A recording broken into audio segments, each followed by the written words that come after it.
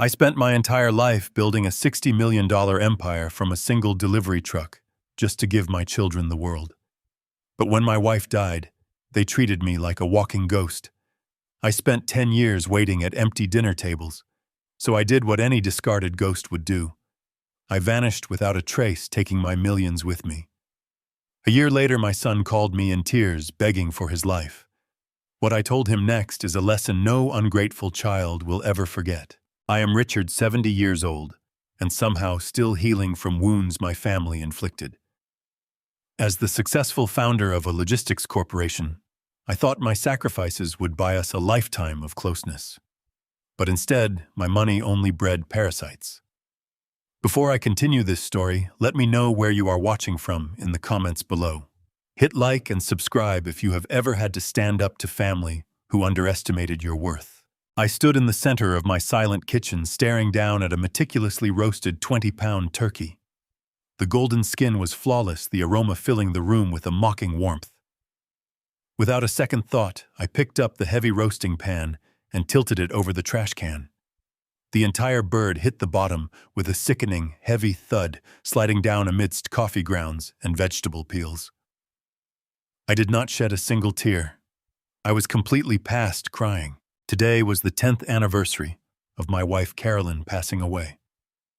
For 10 consecutive years, I had prepared this exact meal. For 10 consecutive years, I had set the table for 4. And for 10 consecutive years, my son Bradley, who is 42, and my daughter Victoria, who is 38, had failed to show up. Not a phone call, not a text message, not a brief visit to pay their respects to the woman who gave them life. I wiped my hands on a dish towel and stared at the empty chairs.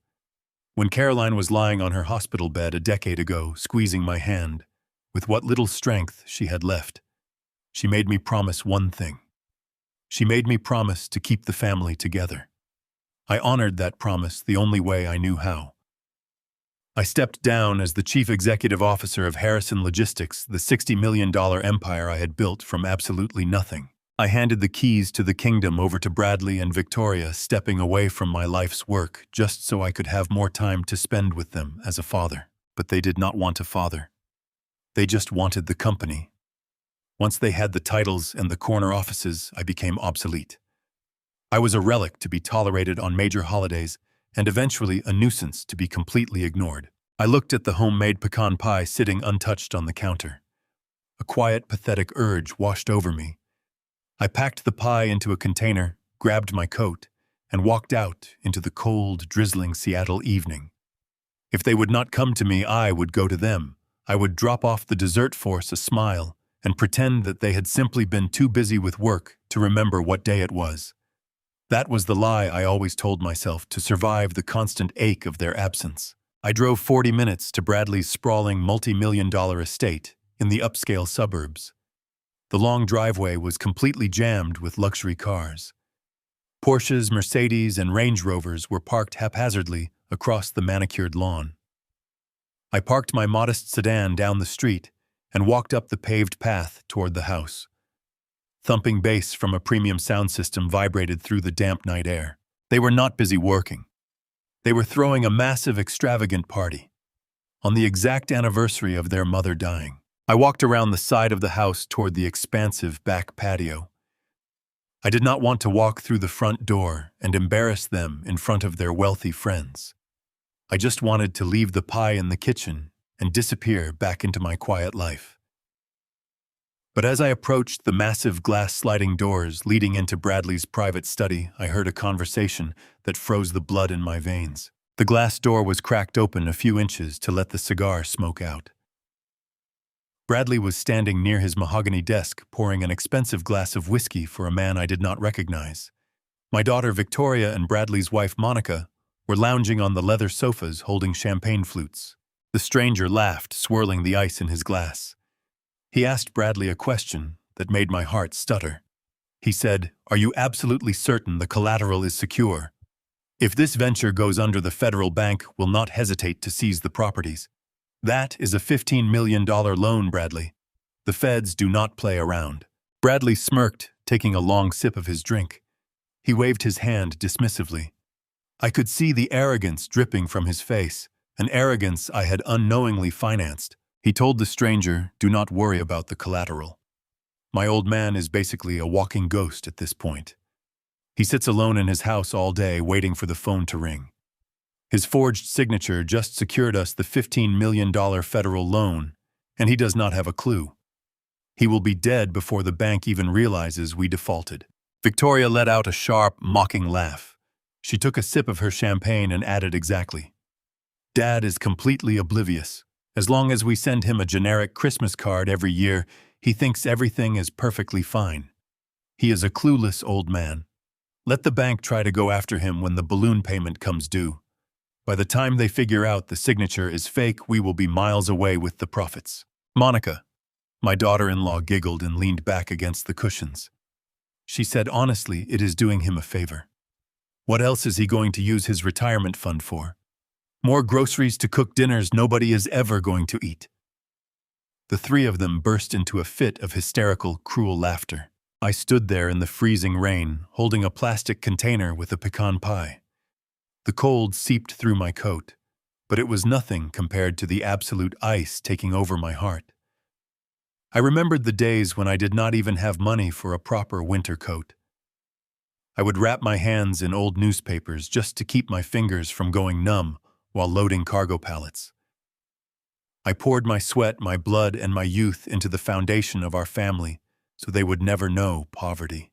And now my own children were framing me for federal financial fraud. They were not just ungrateful. They were actively plotting to use my entire life savings and the house I lived in as collateral for a massive illegal loan. They were setting me up to be the fall guy. If the business venture failed, the bank would seize my home and the Federal Bureau of Investigation would arrest me for fraud. I would die in a prison cell and they would walk away rich. My first instinct was to kick the glass door open. I wanted to storm into that room, shatter their expensive crystal glasses, and demand an explanation. I wanted to scream until my vocal cords bled. I wanted to ask them how they could look at themselves in the mirror. But the years of building a corporate empire from nothing had taught me a very different kind of survival. You do not win a war by screaming. You win a war by being smarter, quieter, and infinitely more ruthless than your enemy. If I burst into that room, they would deny it. They would panic, destroy the evidence, and find a new way to ruin me. If I wanted to survive this, I had to remain exactly what they thought I was. A clueless, pathetic ghost. I did not make a single sound. I slowly lowered the plastic container with the pie onto the wet patio table. I stepped backward into the shadows, turning my back on the bright lights of the party. The grief that had weighed me down for 10 long years was completely gone, evaporated into the rainy night. In its place was a sharp, calculating focus. They thought they held all the cards. They thought they had outsmarted the old man. But they forgot that I was the one who taught them how to play the game in the first place. I started the engine of my car, the sound of the rain masking my departure. The Richard Harrison, who had spent 10 years mourning his family, died on that patio. The man driving away was the founder, the boss, and the architect of their impending ruin. The next morning arrived with a pale, unforgiving light filtering through my kitchen blinds. I had not slept a single minute. Instead, I had spent the entire night pacing the hardwood floors methodically, locking away the grief that had defined my existence for the last 10 years. By the time the sun finally broke through the Seattle fog, I knew exactly what needed to be done. I picked up my phone and dialed Bradley's number. He answered on the fourth ring, his voice thick with sleep and the lingering exhaustion of last night's extravagant party. I kept my tone light, injecting just the right amount of elderly frailty into my words. I told him I missed him and Victoria, and I asked if they could possibly spare an hour to join their old man for breakfast at our favorite diner downtown. There was a brief, hesitant pause on the line. I knew he was likely exchanging a panicked glance with his wife, wondering if I had somehow discovered their secret. But my voice remained steady, warm, and entirely unthreatening.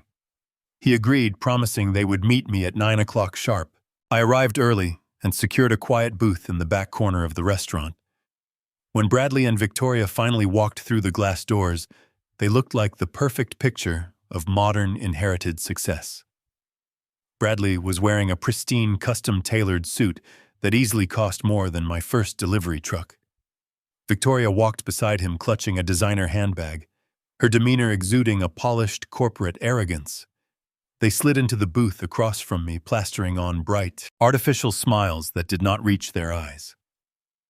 We ordered our food, exchanging empty pleasantries about the weather and generic business trends. They did not mention their mother. They did not mention the anniversary they had so casually ignored the night before. I sipped my black coffee, letting the meaningless chatter fill the space between us. I needed them to feel completely comfortable. I needed them to believe I was still the clueless, trusting father who blindly handed over the keys to his empire. When the waitress cleared our plates, I set my coffee cup down with a slight, deliberate tremor in my hand. I looked at Bradley, furrowing my brow to feign a mild, elderly confusion.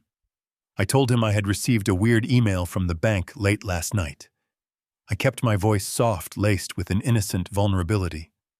I said the email mentioned something about a massive lien being placed on my estate and a huge federal loan attached to my name. I asked them if there was a glitch in the company accounting system or if something strange was happening with our corporate finances. The reaction was instantaneous, a masterclass in deception.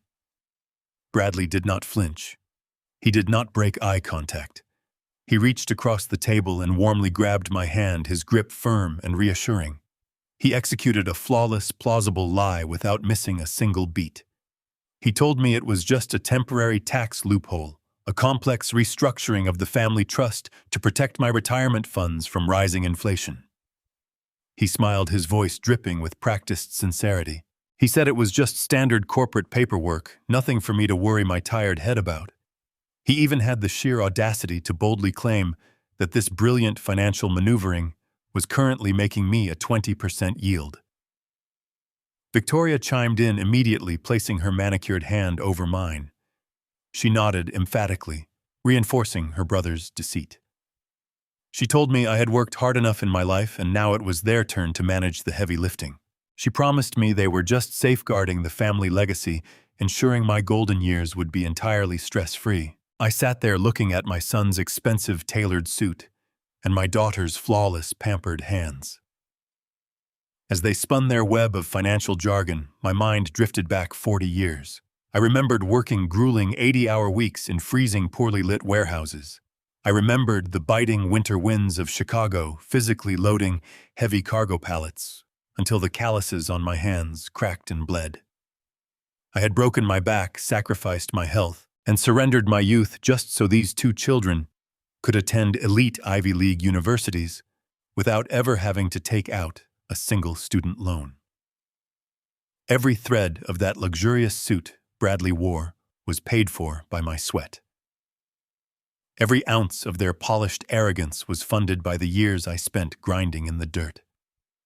I gave them everything, hoping to build a foundation of security and love. Instead, I had financed the creation of two remorseless parasites who were now looking me in the eye and lying with the practiced ease of seasoned criminals. The rage inside me was a towering inferno, but I did not let a single spark show in my eyes. I maintained the facade of the relieved, trusting father. I let out a heavy theatrical sigh, acting as though a massive weight had just been lifted from my aging shoulders. I squeezed Bradley's hand back, matching his fake warmth with my own. I smiled brightly and told them I completely trusted them. I said I was so incredibly proud of the brilliant, capable executives they had become, and that I would let them handle all the complicated paperwork from now on. They practically beamed with absolute relief, clearly convinced that the dangerous crisis had been entirely averted. They quickly paid the breakfast bill, kissed me affectionately on the cheek, and walked out of the quiet diner with the highly confident stride of people who truly believed they had just successfully conned a foolish, oblivious old ghost. I remained silently in the booth, watching them carefully through the large, rain-streaked glass window. My warm smile dropped instantly, quickly replaced by a cold, calculating glare. I watched Victoria strut proudly across the paved parking lot and easily unlock a brand-new, gleaming silver Porsche that effortlessly cost well over $200,000. Bradley smoothly climbed into an equally extravagant top-of-the-line black imported luxury sedan. The $15 million was not being safely invested in any secure family trust. It was certainly not generating a magnificent 20% yield for my future. Instead, it was being recklessly burned to fund their lavish, completely unsustainable lifestyles, and the invisible clock was rapidly ticking down on my freedom. If that massive balloon payment defaulted, I would be the innocent one standing alone in a harsh federal courtroom, taking the ultimate fall for their insatiable, reckless greed. They had willingly made their terrible choice. They had chosen dirty money over sacred blood, cruel deception over steadfast loyalty, and blind greed over our family bond. Now I simply had to make my own choice. I tossed a crisp $20 bill onto the table for the waitress's tip and walked out into the biting, cold morning air. I clearly knew I had very little time left.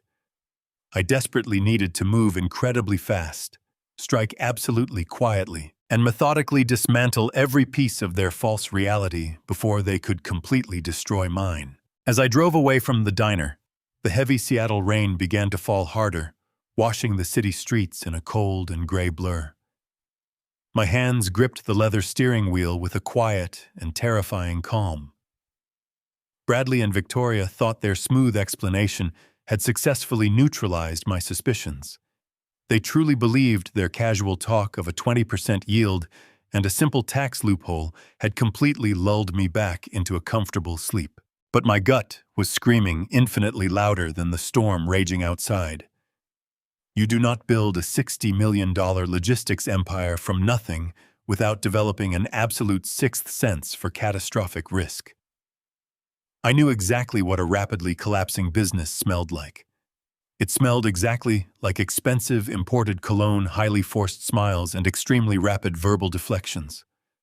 I urgently needed to see the actual financial numbers.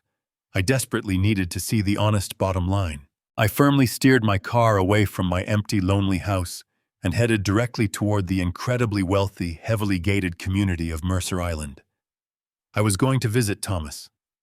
Thomas and I had been fiercely trusted friends for well over 40 long years. He was a completely retired senior banking executive at one of the absolute largest federal banks located in the entire country. We had successfully navigated the brutal financial market crashes of the 1980s and 90s together as brothers. If there was a highly fraudulent paper trail legally attached to my name, Thomas would definitively know exactly how to effectively unearth it immediately. I pulled up to his heavily guarded, sprawling estate and quickly bypassed the main security intercom, simply using the private entry code he had confidentially given me many years ago. Thomas swung open his massive, heavy oak front door before I even had the slight chance to knock. He took one single piercing look at my grim face and instantly knew this was definitely not a casual social visit. He did not bother to ask any pointless questions or offer any empty, polite pleasantries. He simply stepped aside in complete silence, firmly led me down a long corridor into his completely soundproof basement study, and securely locked the thick wooden door directly behind us. I sat heavily down in a deeply worn leather armchair and explicitly told him absolutely everything without missing a single detail.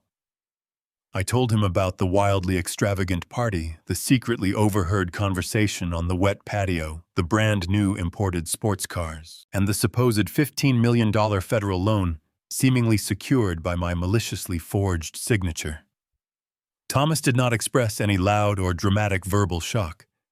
He purely just nodded, very grimly, poured us both a steaming strong measure of dark black coffee, and quietly sat down at his highly secure, personal multi-monitor banking terminal. He told me quietly that even in his quiet retirement, he actively maintained highly classified back-channel database access directly to the global federal credit verification networks. He firmly cracked his aging knuckles, slowly adjusted his reading glasses, and began to swiftly type. The rhythmic mechanical clacking of his heavy keyboard filled the silent, extremely tense room for 30 absolutely agonizing continuous minutes. Then, the incredibly rapid typing abruptly and suddenly stopped. Thomas leaned back and let out a very slow, incredibly heavy sigh that completely chilled me straight to the absolute bone. He slowly swiveled one of the bright, flat monitors directly toward my face. The bold digital numbers illuminated the pitch-dark room with a glaring, highly unforgiving, neon harshness. Harrison Logistics, the intensely proud company I had meticulously built from scratch using my own blood and sweat, was now completely and utterly decimated.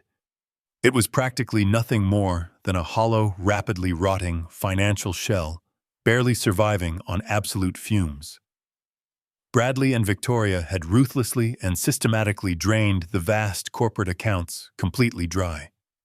They had shamelessly siphoned the extremely crucial operational capital to impulsively purchase absurd luxury yachts, sprawling international vacation villas, and highly toxic garbage investment funds that had actually already catastrophically collapsed months ago. But the utterly devastating truth absolutely did not stop there.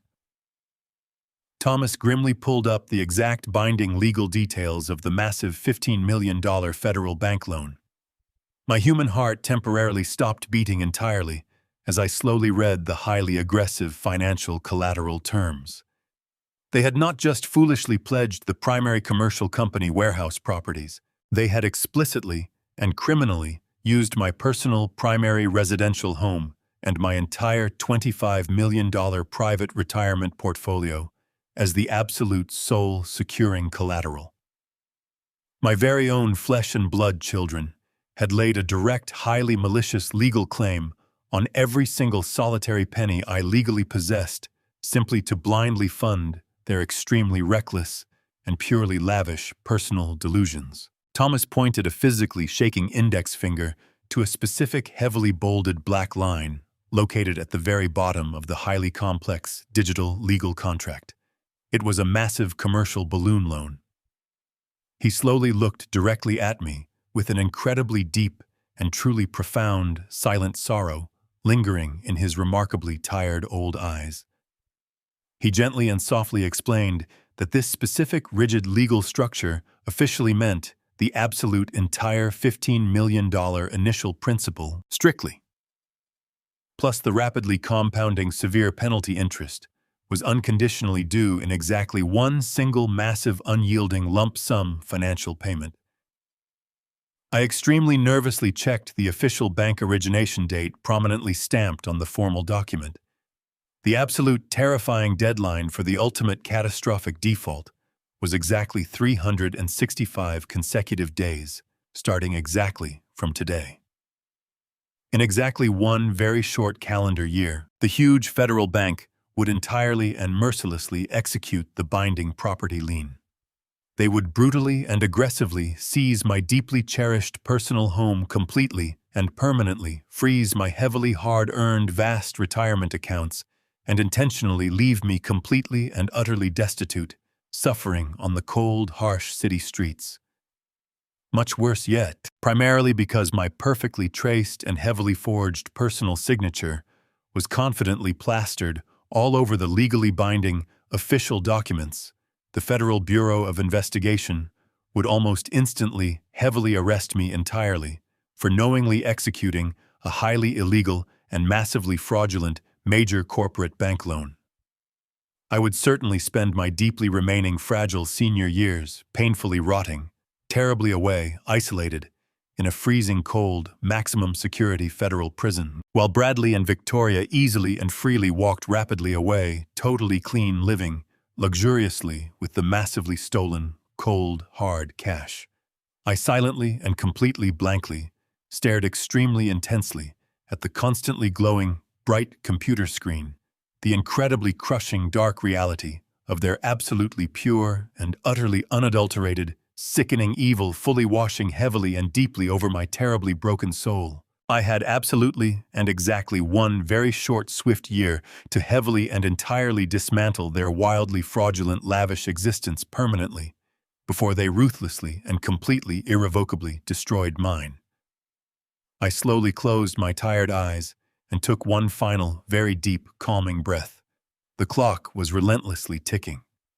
The ultimate family war had officially and silently begun. I opened my eyes, thanked my old loyal friend sincerely, and quietly stood up, completely ready to fiercely strike back. Starting today, I did not waste a single second after leaving Thomas's basement.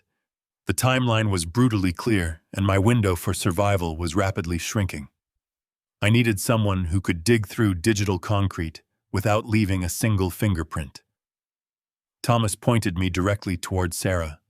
She was a deeply ruthless, highly efficient former Federal Bureau of Investigation forensic accountant who had recently transitioned into the highly lucrative private sector. I met her in a quiet coffee shop on the edge of the city, laid out the terrifying financial parameters Thomas had uncovered, and paid her an exorbitant retainer fee in untraceable cold cash. She listened to my grim story with completely cold, entirely analytical eyes. By midnight, we had formulated an airtight infiltration strategy. We were going to physically breach the heavily guarded corporate headquarters of Harrison Logistics. I knew my son's arrogant habits perfectly. Bradley never worked late on a Tuesday, and the overnight cleaning crew always finished their primary rounds on the executive floor by 1 in the morning. At exactly 2 o'clock in the cold, damp morning, Sarah and I stood silently in the dark, empty parking garage beneath the towering glass skyscraper I had proudly built. I reached into my heavy wool coat and pulled out my original, deeply scratched founder access card. Bradley had foolishly assumed I had lost it years ago, or perhaps he simply never bothered to formally revoke my foundational administrative clearance. I swiped the worn plastic card against the glowing security scanner. The heavy steel door clicked open with a soft, mechanical sigh. We stepped into the sprawling, dimly lit main lobby. The entire building was completely silent, filled only with the low, steady hum of the massive industrial air conditioning units. As we moved stealthily toward the private executive elevators, I slowly dragged my fingertips across the rich, polished mahogany walls lining the main corridor. The smooth wood felt cold beneath my hands, instantly triggering a massive wave of deeply painful nostalgia. I vividly remembered the exact afternoon I had officially purchased this magnificent building. I had proudly brought a young Bradley and Victoria into this very hallway, sweeping my arms wide to show them the vast, empty space. I had looked them directly in their innocent eyes and promised them that this towering monument of glass and steel was their ultimate unbreakable guarantee of a perfectly secure, prosperous future. I had built this fortress specifically to shield them from the harsh, unforgiving struggles I had endured. Now, 30 years later, the bitter, sickening irony practically choked me. I was creeping through the very shadows of my own grand creation, forced to break into my own life's work like a desperate common thief, simply to stop my own flesh and blood from sending me to a federal prison. We rode the silent elevator up to the top floor and slipped directly into Bradley's lavish corner office. The room reeked of expensive leather and unearned entitlement. Sarah immediately dropped her heavy tactical backpack onto his pristine glass desk, pulled out her heavily modified laptop, and swiftly connected a thick, black cable directly into the primary Ethernet port, cleverly hidden beneath the floorboards. She began typing with a blistering, furious speed, her fingers dancing across the illuminated keyboard as lines of complex, encrypted code rapidly cascaded down her glowing screen. I stood by the massive floor-to-ceiling window, keeping a highly anxious, watchful eye on the dark, rain-swept city streets far below. After 20 absolutely agonizing minutes of intense, unbroken silence, Sarah finally let out a very low, sharp breath. She motioned for me to come closer. What I saw beautifully displayed on her high-resolution monitor completely shattered any remaining pathetic fragment of paternal denial I had foolishly harbored. Sarah had successfully bypassed the primary firewall and unearthed a massive, highly sophisticated network of offshore wire transfers.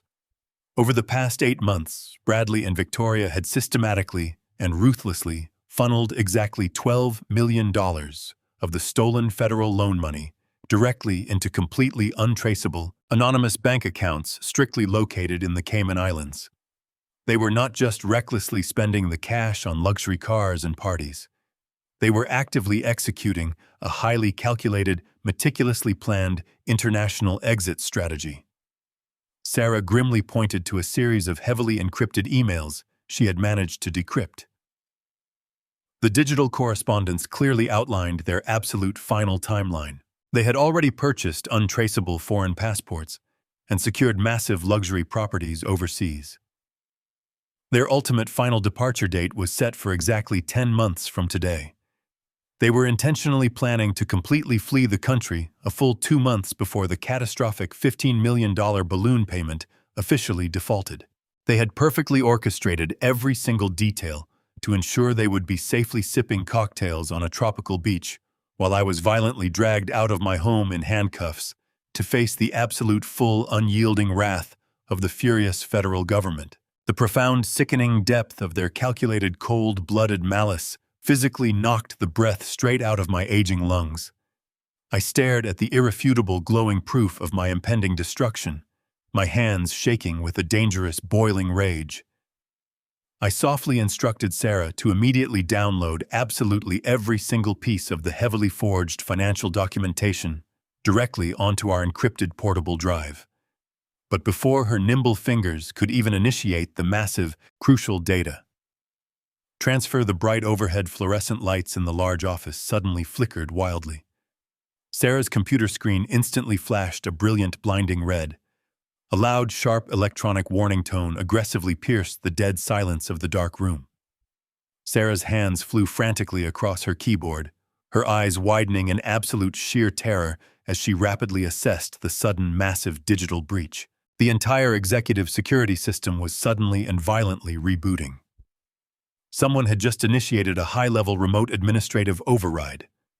Bradley was unexpectedly logging into the heavily secured primary corporate server from his personal home network, and our unauthorized stealthy infiltration had just triggered a massive, silent digital alarm directly on his secure mobile device. We literally had only a few precious, incredibly short, fleeting seconds to completely download the highly incriminating, forged federal loan documents and physically rip the hard drive from the wall before the automated security protocols definitively locked down the entire corporate floor and automatically dispatched the highly armed local city police. I firmly grabbed the solid edge of the heavy mahogany desk, my heart hammering violently against my fragile ribs as Sarah brutally slammed her finger down onto the final execution key. The progress bar painfully crawled across the monitor, mocking our intense, overwhelming desperation. I glanced sharply at the heavy, solid wooden door, mentally calculating the precise physical distance to the emergency concrete stairwell located down the long corridor. If Bradley successfully identified the physical location of the active terminal breach, the digital locks would slam shut permanently, trapping us inside the very corporate fortress I had built. Every single passing second felt like an absolute agonizing eternity. The downloading file percentage slowly ticked upward, inching toward full glorious completion, just as the heavy corporate elevator down the hall suddenly pinged with a bright, terrifyingly clear arrival bell. The heavy steel doors of the executive elevator began to slide open, echoing loudly down the polished mahogany corridor. Sarah violently yanked the thick black cable directly out of the wall, aggressively slamming her modified laptop shut in one terrified motion. We did not wait to see who was stepping out of the elevator car.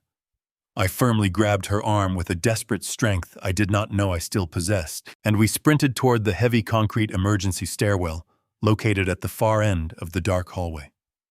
We threw our combined weight against the heavy metal door, slipping quickly into the echoing stairwell just as I heard the heavy footsteps of the private building security guards stepping cautiously onto the pristine executive floor. We immediately descended 40 steep flights of concrete stairs in absolute breathless silence. My knees burned with agonizing pain with every step downward, but the pure adrenaline of basic survival completely masked the intense physical torment. We burst out of the ground floor emergency exit door, rushing straight into the cold embrace of the heavy Seattle rain. We completely blended into the dark shadows of the wet city blocks. We did not speak a single word during the tense drive until we were safely miles away, finally sitting in the secure, dimly lit study of my quiet suburban home. I locked the front door, tightly drew the heavy living room curtains closed, and finally allowed myself to take a very deep, shaky breath. We had narrowly escaped capture, but the terrifying digital evidence we managed to steal was sitting extremely heavy on my racing mind. Sarah collapsed into my worn leather armchair, her chest heaving from the chaotic physical escape. She immediately booted up her secure laptop and pulled up the cache of encrypted files we had managed to steal from Bradley. Her face grew pale as she systematically sifted through the vast digital evidence. She looked up at me, her eyes filled with a grim reality that instantly chilled my blood.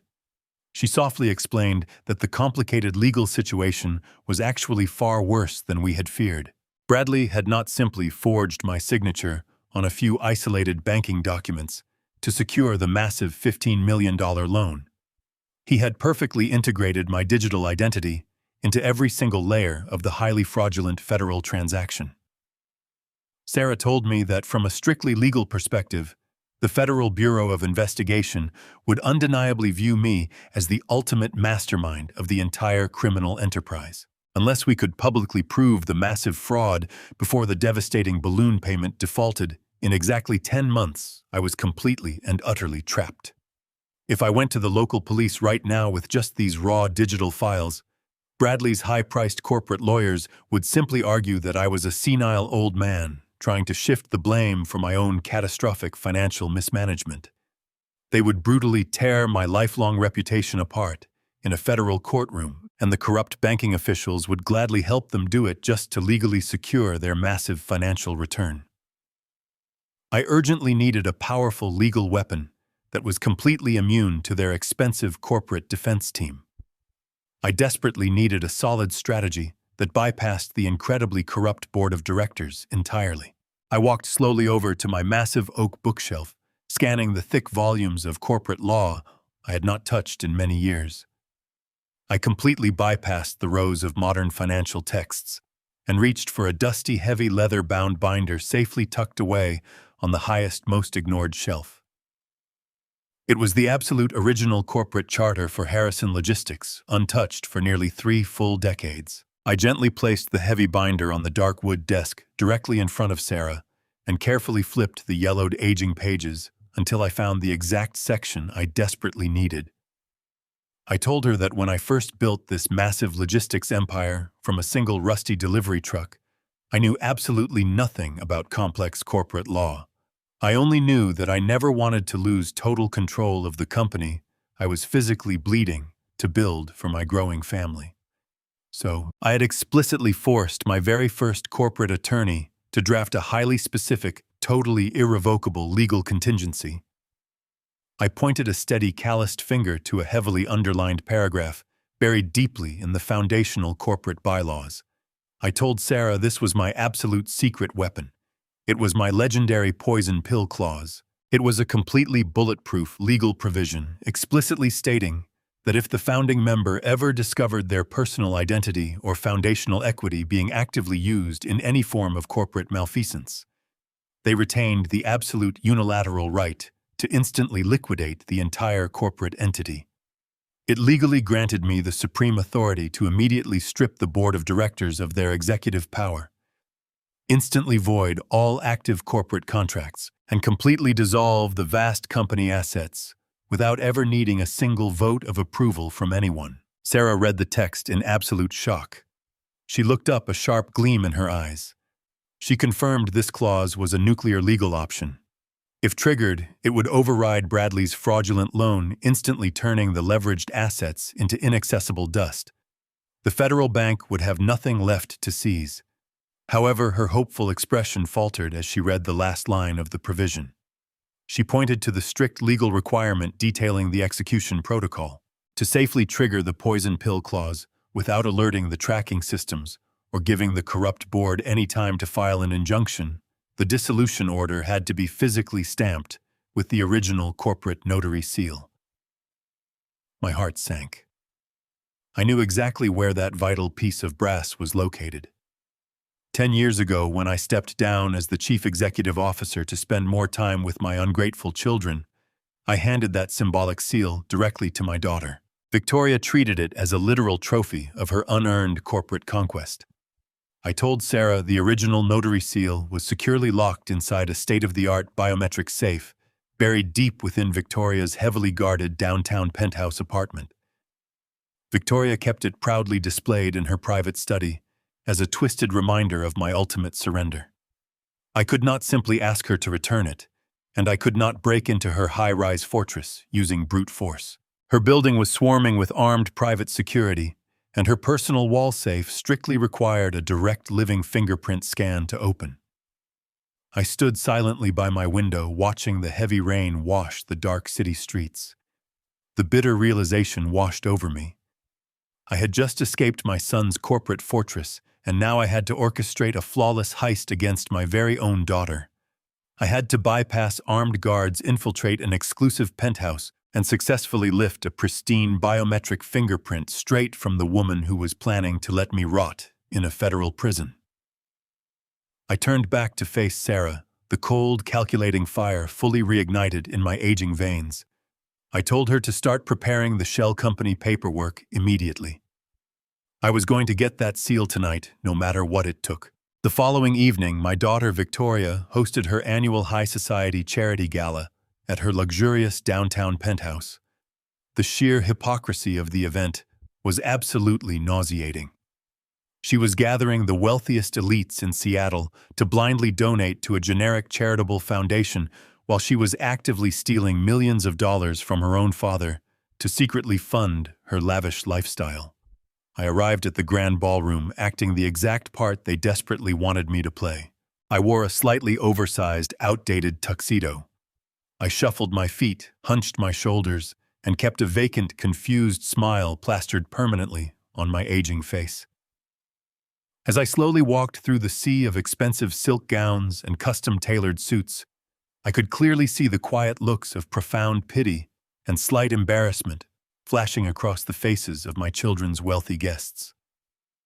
I spotted Victoria standing near the towering crystal champagne tower, holding court with a group of powerful corporate investors.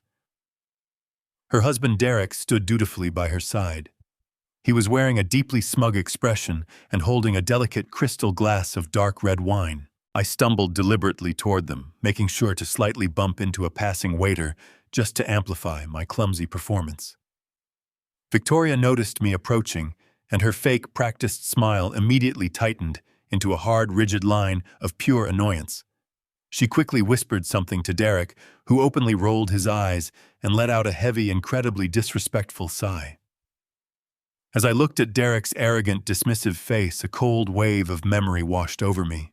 I vividly remembered the brutal economic recession 12 years ago. Derek's private architectural firm had completely collapsed under massive debt. He had come to my office crying, begging for a financial lifeline. I had personally written him a massive check from my own private savings to keep his failing business completely afloat, simply because I wanted my daughter to have a stable, happy marriage. I had saved his entire career, and now he was standing in a penthouse I was unknowingly paying for, rolling his eyes at my very existence. The absolute lack of basic human respect sharpened my focus into a deadly, unyielding weapon. I walked directly up to Derek, beaming a wide, foolish smile. I aggressively reached out to shake his hand intentionally, tripping over the edge of the thick, decorative rug. I threw my entire weight forcefully forward. My shoulder slammed directly into his chest, completely upending his crystal glass. The dark red wine exploded in a massive, violent splash, completely ruining his pristine white tuxedo shirt. Derek shouted in absolute outrage, frantically brushing at the dark, spreading stain. Victoria gasped loudly, her carefully constructed public composure completely shattering as she furiously scolded me for being so incredibly careless. The surrounding elite guests immediately backed away in total shock. I stammered a long string of pathetic, overly dramatic apologies, waving my hands helplessly in the air. A team of frantic catering staff rushed over with white cloth napkins and sparkling water, instantly creating a massive, chaotic wall of pure distraction around my furious son-in-law. In the midst of the loud, swirling confusion, Victoria carelessly slammed her own half-empty wine glass down onto a nearby cocktail table so she could aggressively help Derek wipe his ruined shirt. This was the exact opportunity I had meticulously planned for. While every single eye in the crowded grand hall was firmly locked on the humiliating public spectacle I had just created, I smoothly and silently swiped Victoria's discarded wine glass from the small table. I slipped the delicate crystal deep inside the oversized inner pocket of my loose tuxedo jacket. Without making another sound, I turned my back on the loud, angry commotion and quietly slipped through the heavy velvet curtains leading to the private residential wing of the massive penthouse. My heart hammered a steady, relentless rhythm against my chest as I quickly ascended the grand, sweeping staircase. The heavy thumping of the party music faded into a low, muffled throb as I reached the dark, silent corridor of the second floor. I knew the exact layout of this luxurious apartment because I had secretly reviewed the original architectural blueprints Sarah had managed to digitally pull earlier that afternoon. I walked silently and swiftly toward the heavy double doors of Victoria's private study. I gently turned the brass handle and slipped inside, quietly clicking the heavy door shut behind me. The large room was pitch black, illuminated only by the faint, distant glow of the city skyline shining through the massive bay windows. I pulled a small, high-powered flashlight and a roll of clear adhesive tape from my pocket. I carefully retrieved Victoria's wine glass. Holding it up to the beam of light, I could perfectly see the distinct oily smudge of her clear thumbprint pressed firmly against the smooth crystal. Working with an absolute surgical precision I did not know I possessed, I smoothly pressed a small square of the clear adhesive tape directly over the pristine fingerprint. I rubbed it gently, capturing the distinct biological pattern perfectly, and then slowly peeled the tape away. I walked quietly over to the large modern abstract painting hanging on the far wall. I swung the heavy canvas aside, revealing a sleek state-of-the-art biometric wall safe completely embedded in the solid concrete. This was the fortress where she proudly kept the original corporate notary seal, the ultimate key to my absolute salvation. A small glowing green sensor waited silently for an authorized biological signature. My hands were shaking slightly, but my mind was incredibly calm and fiercely determined. I carefully pressed the piece of clear adhesive tape carrying Victoria's stolen fingerprint directly flat against the glowing green optical scanner. The machine beeped softly, a tiny digital light analyzing the captured ridges of the print. For 3 agonizingly long seconds, the heavy silence in the dark room was absolutely deafening. Then a sharp, satisfying mechanical click echoed through the study. The heavy steel bolts smoothly retracted, and the thick metal door slowly swung open. I reached deep inside the dark velvet-lined cavity, and my fingers wrapped around the heavy, cold brass of the original Harrison Logistics notary seal. I had done it.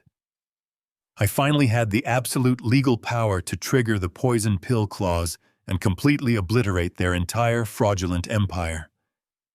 I slipped the heavy brass seal deep into my pocket and quickly pushed the heavy steel door of the safe closed. Just as the metal bolts loudly clicked back into their secure locking position, the heavy wooden door of the study suddenly and violently swung wide open. The bright, blinding light from the hallway flooded into the dark room. I froze completely, the heavy brass seal burning a hole in my pocket. Standing perfectly still in the open doorway, staring directly at me, with a look of absolute shocked suspicion, was my own daughter-in-law, Monica. She slowly looked down at my trembling hands, which were now desperately trying to frantically hide a thick stack of totally meaningless paper files I had quickly grabbed from the mahogany desk to form a pathetic, completely unbelievable alibi. I stood completely frozen in the dark study. The heavy brass notary seal was burning a hole deep inside my tuxedo pocket. Monica stood in the open doorway, the bright hallway light casting long shadows across her sharp, suspicious face. Her eyes darted from my trembling hands to the thick stack of random corporate files I had desperately snatched from Victoria's mahogany desk. My mind raced at 1,000,000 miles an hour, but my face instantly fell into a mask of pathetic elderly confusion. I let my jaw drop slightly. I widened my eyes and blinked rapidly, trying to look as disoriented and helpless as humanly possible. I slowly held up the meaningless stack of papers, offering her a weak, entirely vacant smile. I mumbled in a low, shaky voice that I was just looking for the guest bathroom.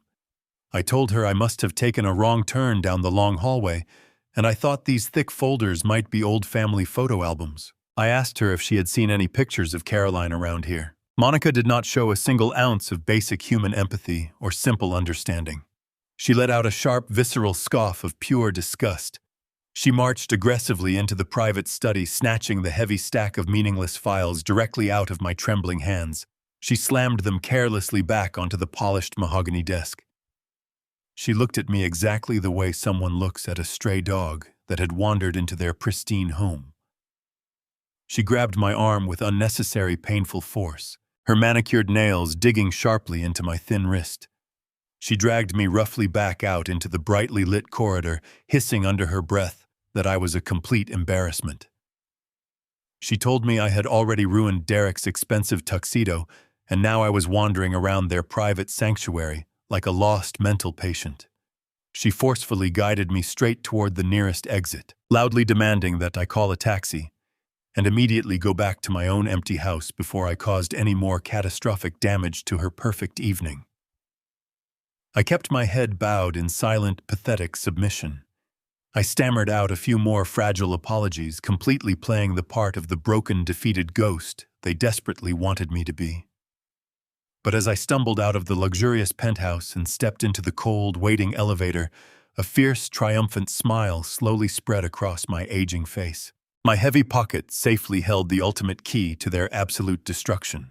The very next morning, the heavy Seattle rain had finally surrendered to a cold, crisp, gray sky. I arrived at Sarah's secure private office exactly at 8 sharp, placing the heavy brass notary seal firmly onto her polished glass desk. Sarah looked at the stolen corporate artifact with deep, profound respect. She knew exactly what I had risked to secure it. We did not waste any time celebrating the successful midnight heist. We immediately initiated the incredibly complex legal maneuver I had spent weeks carefully planning in the dark. Sarah fired up her heavily encrypted terminal and quickly accessed the highly secure corporate registries located in the state of Delaware. Delaware corporate law is famously impenetrable, offering absolute anonymity and ironclad legal protection for private business owners. Working with blistering speed and absolute precision, Sarah rapidly established a brand new, completely anonymous corporate shell company. We named it entirely off the grid, ensuring absolutely no direct paper trail could ever digitally link the powerful new entity back to my personal name or my extensive financial history. Once the anonymous shell company was officially registered and legally active, I pulled out the original 30-year-old corporate charter for Harrison Logistics. I carefully flipped to the exact page containing my legendary poison pill clause. This was the brilliant, unbreakable legal contingency I had personally drafted decades ago to protect my foundational equity from hostile takeovers. It granted me the supreme, unilateral authority to immediately transfer or liquidate any and all corporate assets if my personal identity was ever proven to be maliciously compromised. Because Bradley and Victoria had foolishly used my forged personal signature to secure their massive $15 million federal loan, they had inadvertently and successfully triggered the exact legal parameters of my ultimate fail-safe. I carefully laid the official property deed to my sprawling $5 million private estate flat on the desk. I firmly grasped the cold, heavy brass notary seal I had stolen from Victoria's high-security safe. I pressed it down with all my strength, stamping the thick legal document with a crisp, undeniably authentic corporate seal. In one single beautifully executed legal maneuver, I officially and permanently transferred the complete ownership of my primary residential home directly into the impenetrable vault of my brand new anonymous Delaware shell company. Sarah swiftly scanned the newly stamped documents and immediately filed them securely into the encrypted federal property registries.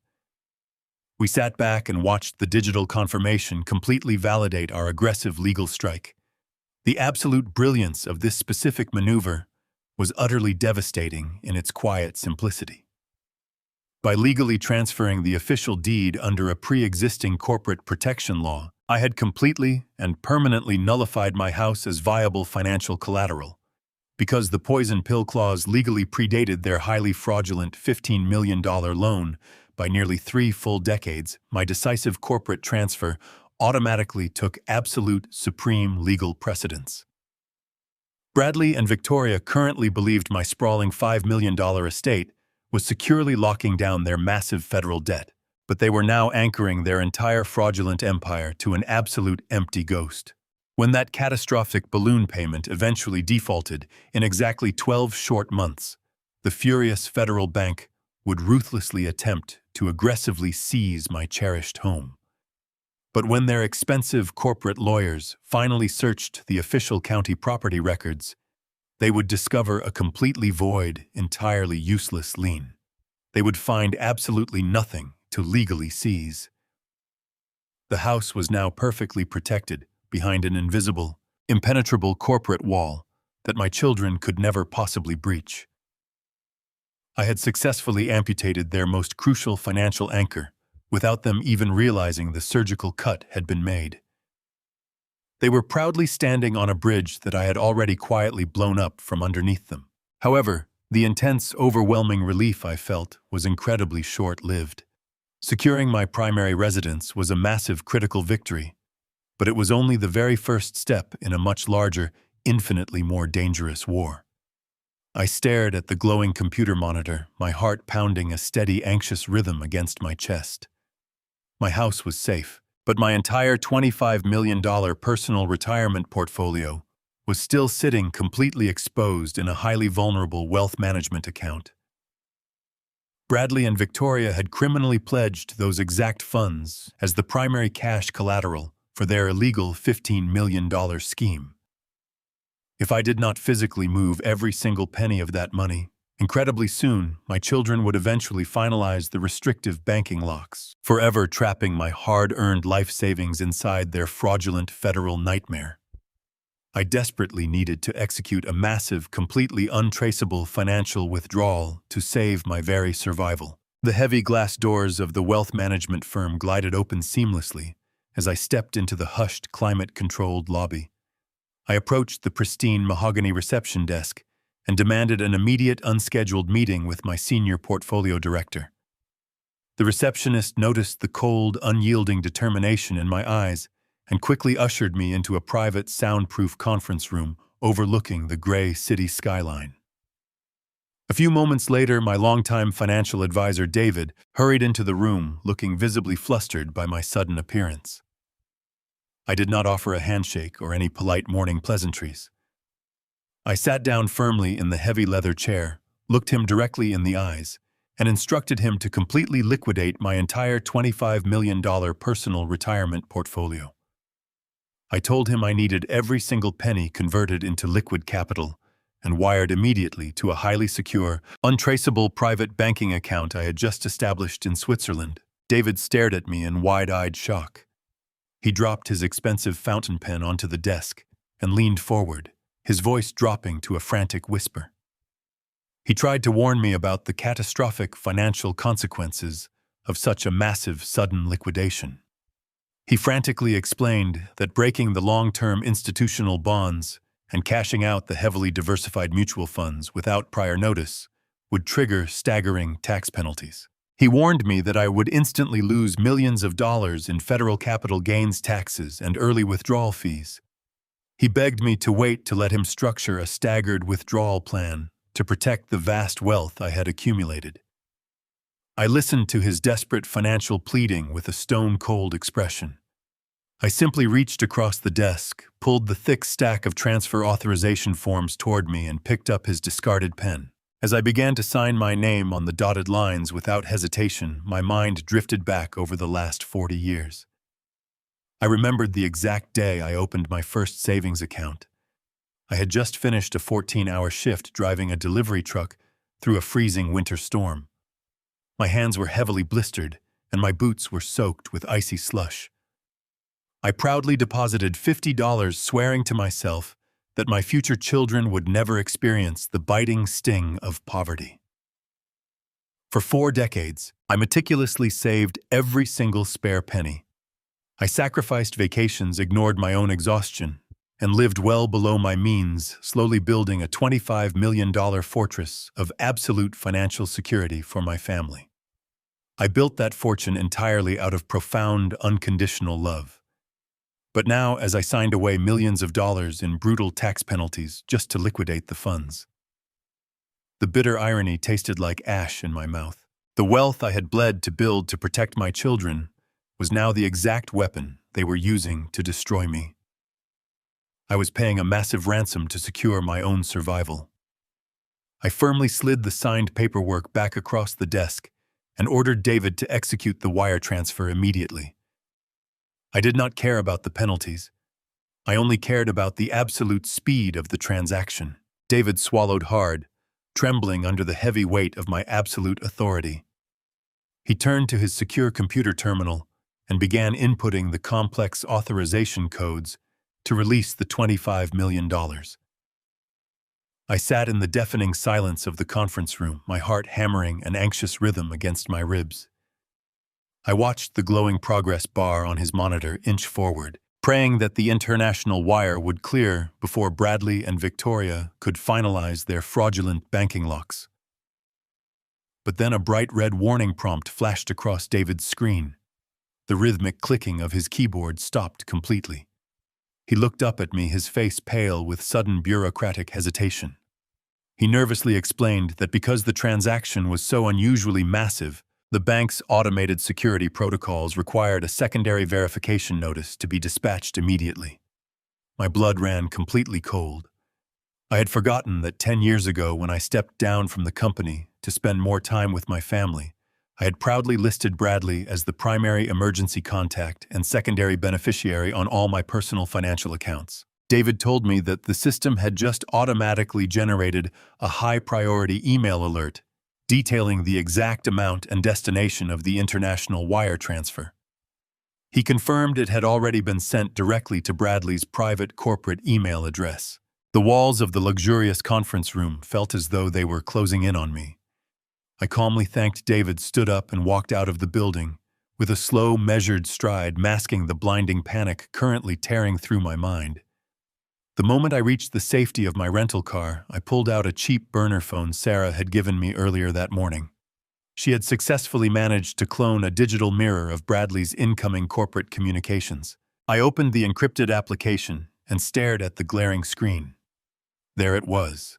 A bright red unread security alert from the wealth management firm sitting prominently at the top of his digital inbox. It explicitly detailed the entire $25 million liquidation and the subsequent Swiss wire transfer.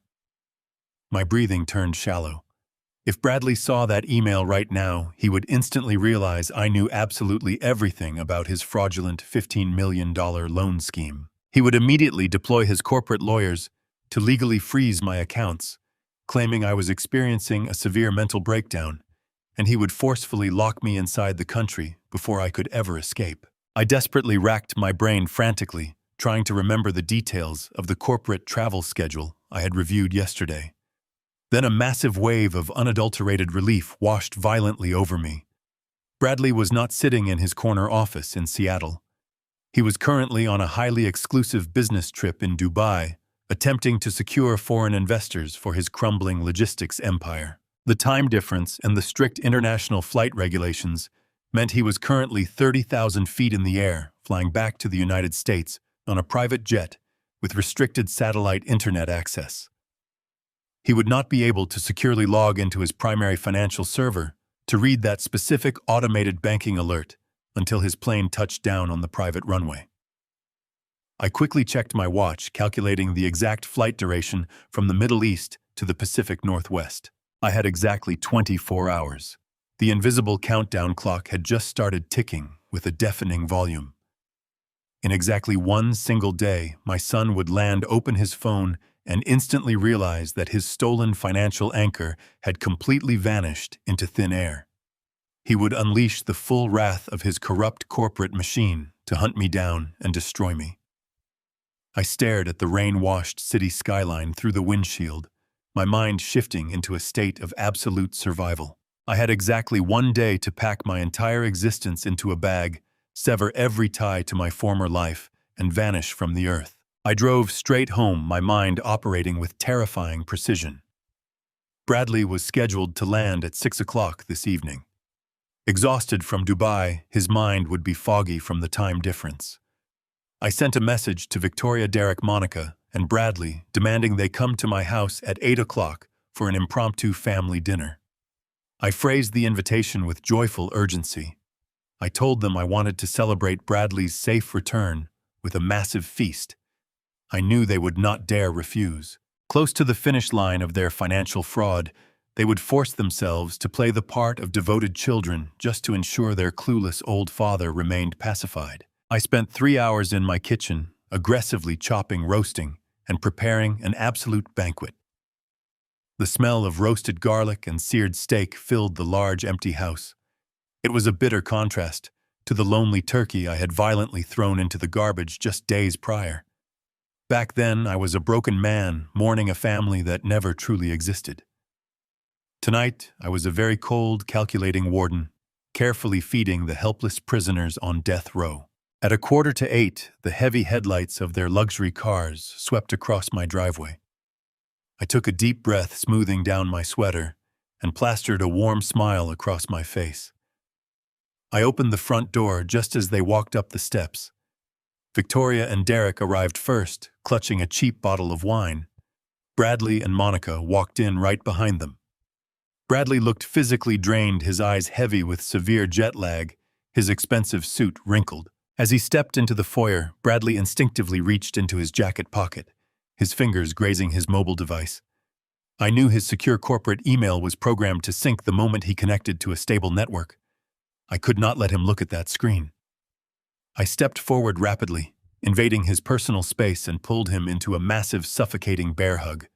I clapped him hard on the back loudly, exclaiming how incredibly proud I was of his business efforts. Before he could pull his phone out, I grabbed his shoulders, guided him into the dining room, and pushed a heavy crystal glass filled with expensive scotch directly into his right hand. I forced Bradley to take off his suit jacket, insisting he needed to relax after such a grueling trip. I took the heavy wool jacket and casually draped it over the back of a wooden dining chair, intentionally placing it just out of his immediate physical reach. We all sat down at the large mahogany table. The feast I had prepared was laid out perfectly before them.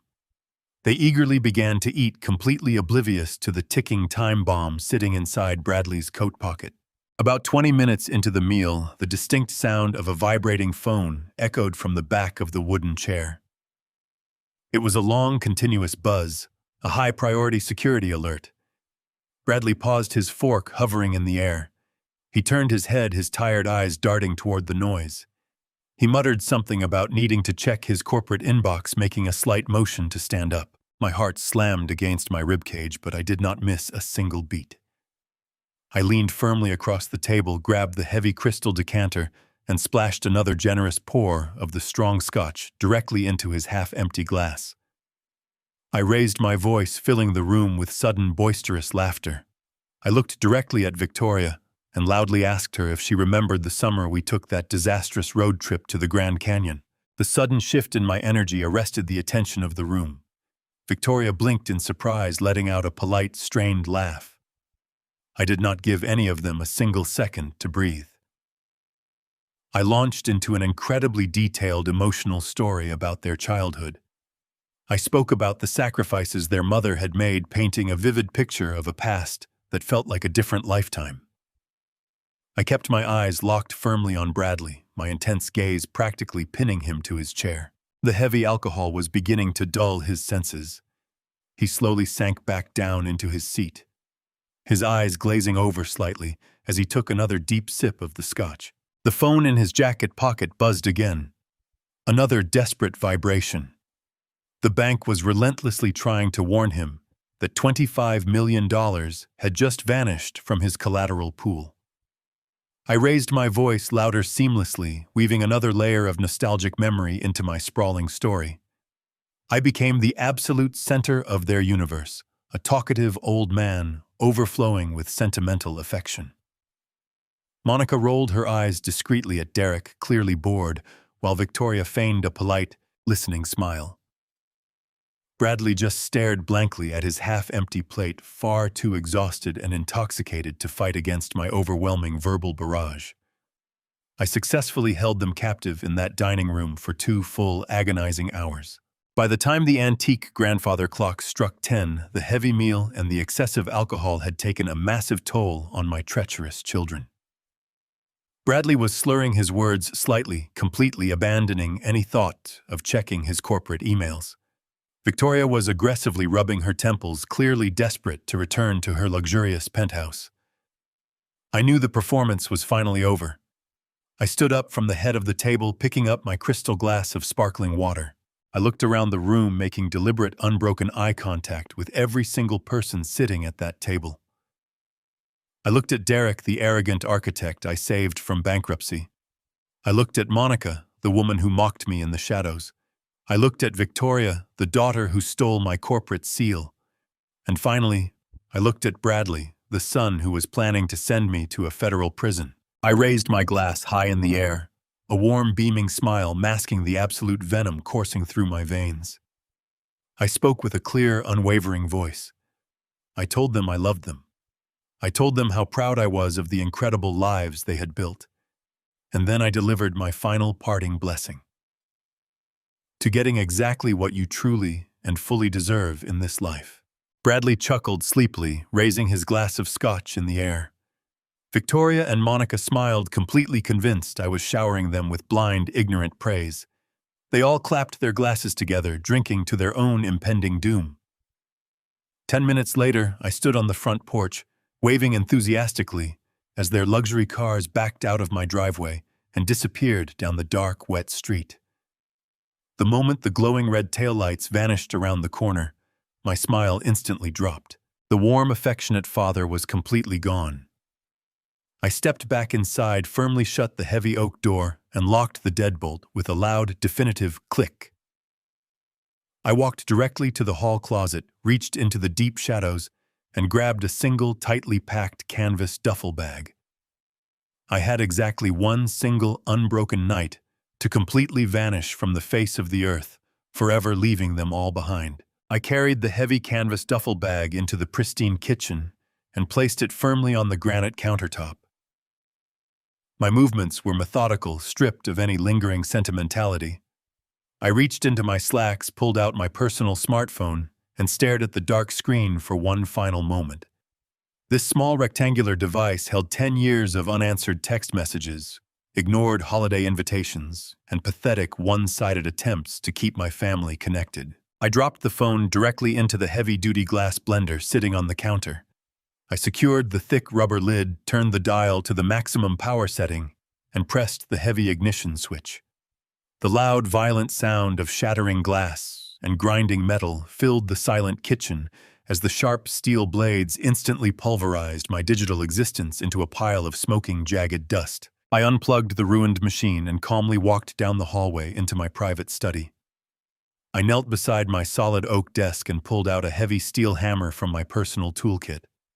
I aggressively smashed the heavy metal head directly into the primary hard drives of my desktop computer, striking the delicate internal platters over and over again, until they were completely unrecognizable, shattered pieces of twisted scrap metal. I gathered the ruined computer parts and the pulverized phone remains, dumping them carelessly into a thick, black trash bag.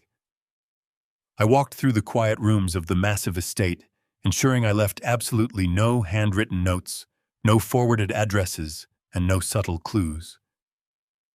I took only the clothes on my back, a thick envelope of untraceable foreign currency, and a single faded photograph of Caroline. Everything else was left exactly as it was, perfectly frozen in time, like a pristine, abandoned museum. I grabbed my duffel bag and walked out the front door. I deliberately left the heavy brass deadbolt completely unlocked. I wanted them to easily walk right into the massive, echoing void I was leaving behind. I climbed into a nondescript dark gray sedan I had rented 3 days prior using layered corporate shell accounts and untraceable cold cash. I pulled out of the quiet suburban driveway and drove away without looking back. I steered the car directly onto the slick, rain-soaked interstate, driving aggressively southward through the absolute pitch-black night. I crossed the state borders in total silence, leaving Washington behind, and pushing deep into the dense, foggy forests of Oregon. At exactly 4 o'clock in the morning, I pulled up to the rusted chain-link fence of a small, heavily secluded private airfield. Sarah had meticulously orchestrated every single detail of this clandestine departure. A sleek, unmarked private charter jet was already waiting silently on the damp, poorly lit tarmac, its powerful twin engines humming a low, steady, and incredibly reassuring rhythm. A quiet, heavily built pilot stepped out of the dark shadows, took my canvas bag without asking a single question, and gestured toward the open cabin door. I climbed the short metal stairs and strapped myself into the plush leather seat. As the small jet aggressively accelerated down the dark runway and violently pulled up into the heavily clouded sky, I looked out the small oval window. I was completely severing a massive 70-year timeline. I was physically abandoning my home, my country, and the very children I had bled to raise. But I felt absolutely no sadness. I felt only the incredibly light, purely intoxicating rush of total freedom. 4 hours into the smooth, silent flight, I reached into the inner pocket of my coat and pulled out a secure, encrypted digital tablet Sarah had provided. I had not left my sprawling Seattle estate entirely blind. Before stepping out the door, I had carefully concealed a microscopic high-definition camera directly inside the carved wooden molding of the grand entryway foyer. I opened the secure streaming application and stared at the live, silent video feed. The sun was just beginning to rise over the wet suburban neighborhood, casting long, pale shadows across my empty hardwood floors. At exactly 7 o'clock in the morning, the heavy front door suddenly burst open with violent, aggressive force. Bradley stumbled into the wide foyer, his expensive tailored suit completely disheveled, his face pale and contorted into a mask of unadulterated panic. He had just landed from Dubai. He had turned on his phone on the airport runway and finally seen the devastating automated banking alert. He knew the $25 million was completely gone. He frantically darted from room to room, screaming my name, his desperate voice echoing hollowly off the tall, empty ceilings. He rushed back into the camera frame, his chest heaving, his eyes wide and completely terrified. He realized the house was totally stripped of my presence. The chilling silence of the massive property physically crushed him. A few minutes later, Victoria came sprinting through the open front doorway. Bradley had clearly called her in a state of blind hysteria. She was wearing silk pajamas and a hasty winter coat, her hair a tangled mess. Bradley grabbed her shoulders, shaking her violently as he pointed toward the empty rooms. I watched the live video feed with cold satisfaction as the devastating reality crashed down upon my arrogant daughter. Her knees physically buckled, and she slumped heavily against the mahogany wall, burying her face in her trembling hands. The enormous $15 million federal loan was now entirely untethered, and the sole sacrificial lamb they had designated to take the fall had completely vanished into thin air. Bradley pulled his mobile phone from his pocket, his fingers shaking violently as he prepared to dial. I could read his panicked lips perfectly through the video feed. He was screaming that they needed to call the local police, that they had to report me as a missing person and launch a massive federal manhunt to drag me back. But before his thumb could press the final digit, Victoria aggressively lunged forward. She violently slapped the expensive smartphone directly out of his hand, sending it crashing hard against the polished hardwood floor. She grabbed his designer lapels and screamed directly into his terrified face. I watched the terrifying dawn of realization wash over my son. Victoria frantically explained the inescapable trap they had dug for themselves. If they called the police to report me missing, the authorities would immediately open a detailed formal investigation into my life. The aggressive detectives would routinely pull my financial records, audit the company ledgers, and meticulously trace the corporate banking activities. Within mere hours, federal investigators would discover the massive $15 million loan, identify the fraudulent corporate signatures, and trace the illegal offshore wire transfers moving to the Cayman Islands. Calling the police to find me was the exact equivalent of calling the Federal Bureau of Investigation to arrest themselves. I calmly powered down the secure digital tablet, comfortably folding my hands firmly in my lap. I turned my attention toward the small cabin window and watched the bright golden morning sun slowly rise over the vast, endless expanse of the deep blue ocean. They were utterly trapped in their own malicious lie, and I was finally free. The heavy, relentless rain of Seattle felt like a lifetime ago. A full calendar year had quietly passed since the night I boarded that private charter and vanished into the thick coastal fog. Now my mornings began with the warm golden sunlight spilling across the sprawling teakwood balcony of a highly secure, entirely hidden villa nestled deep within the lush green mountains of Costa Rica. I spent my days tending to a vibrant, flourishing garden of wild orchids and listening to the rhythmic, soothing crash of the Pacific Ocean echoing against the jagged cliffs below. For the first time in 10 agonizing years, the crushing weight of grief and the bitter sting of unrequited fatherhood were completely gone. I was no longer waiting by an empty dining table for children who would never arrive. I had successfully excised the toxic infection from my life, and the profound, absolute peace I found in my chosen isolation was deeply intoxicating. My physical health had remarkably improved. The deep, dark circles under my tired eyes had completely faded, replaced by the calm, steady gaze of a man who had entirely reclaimed his own destiny. I drank rich, dark, local coffee, breathed in the salty sea air, and existed entirely as a nameless ghost in a tropical paradise. I used to wake up with a sharp pain in my chest, constantly worrying about logistics, contracts, endless employee payrolls, and whether my children would ever bother to return my weekly phone calls. Now, my biggest daily concern was ensuring the delicate tropical soil had exactly enough moisture for the rare blue orchids to bloom properly.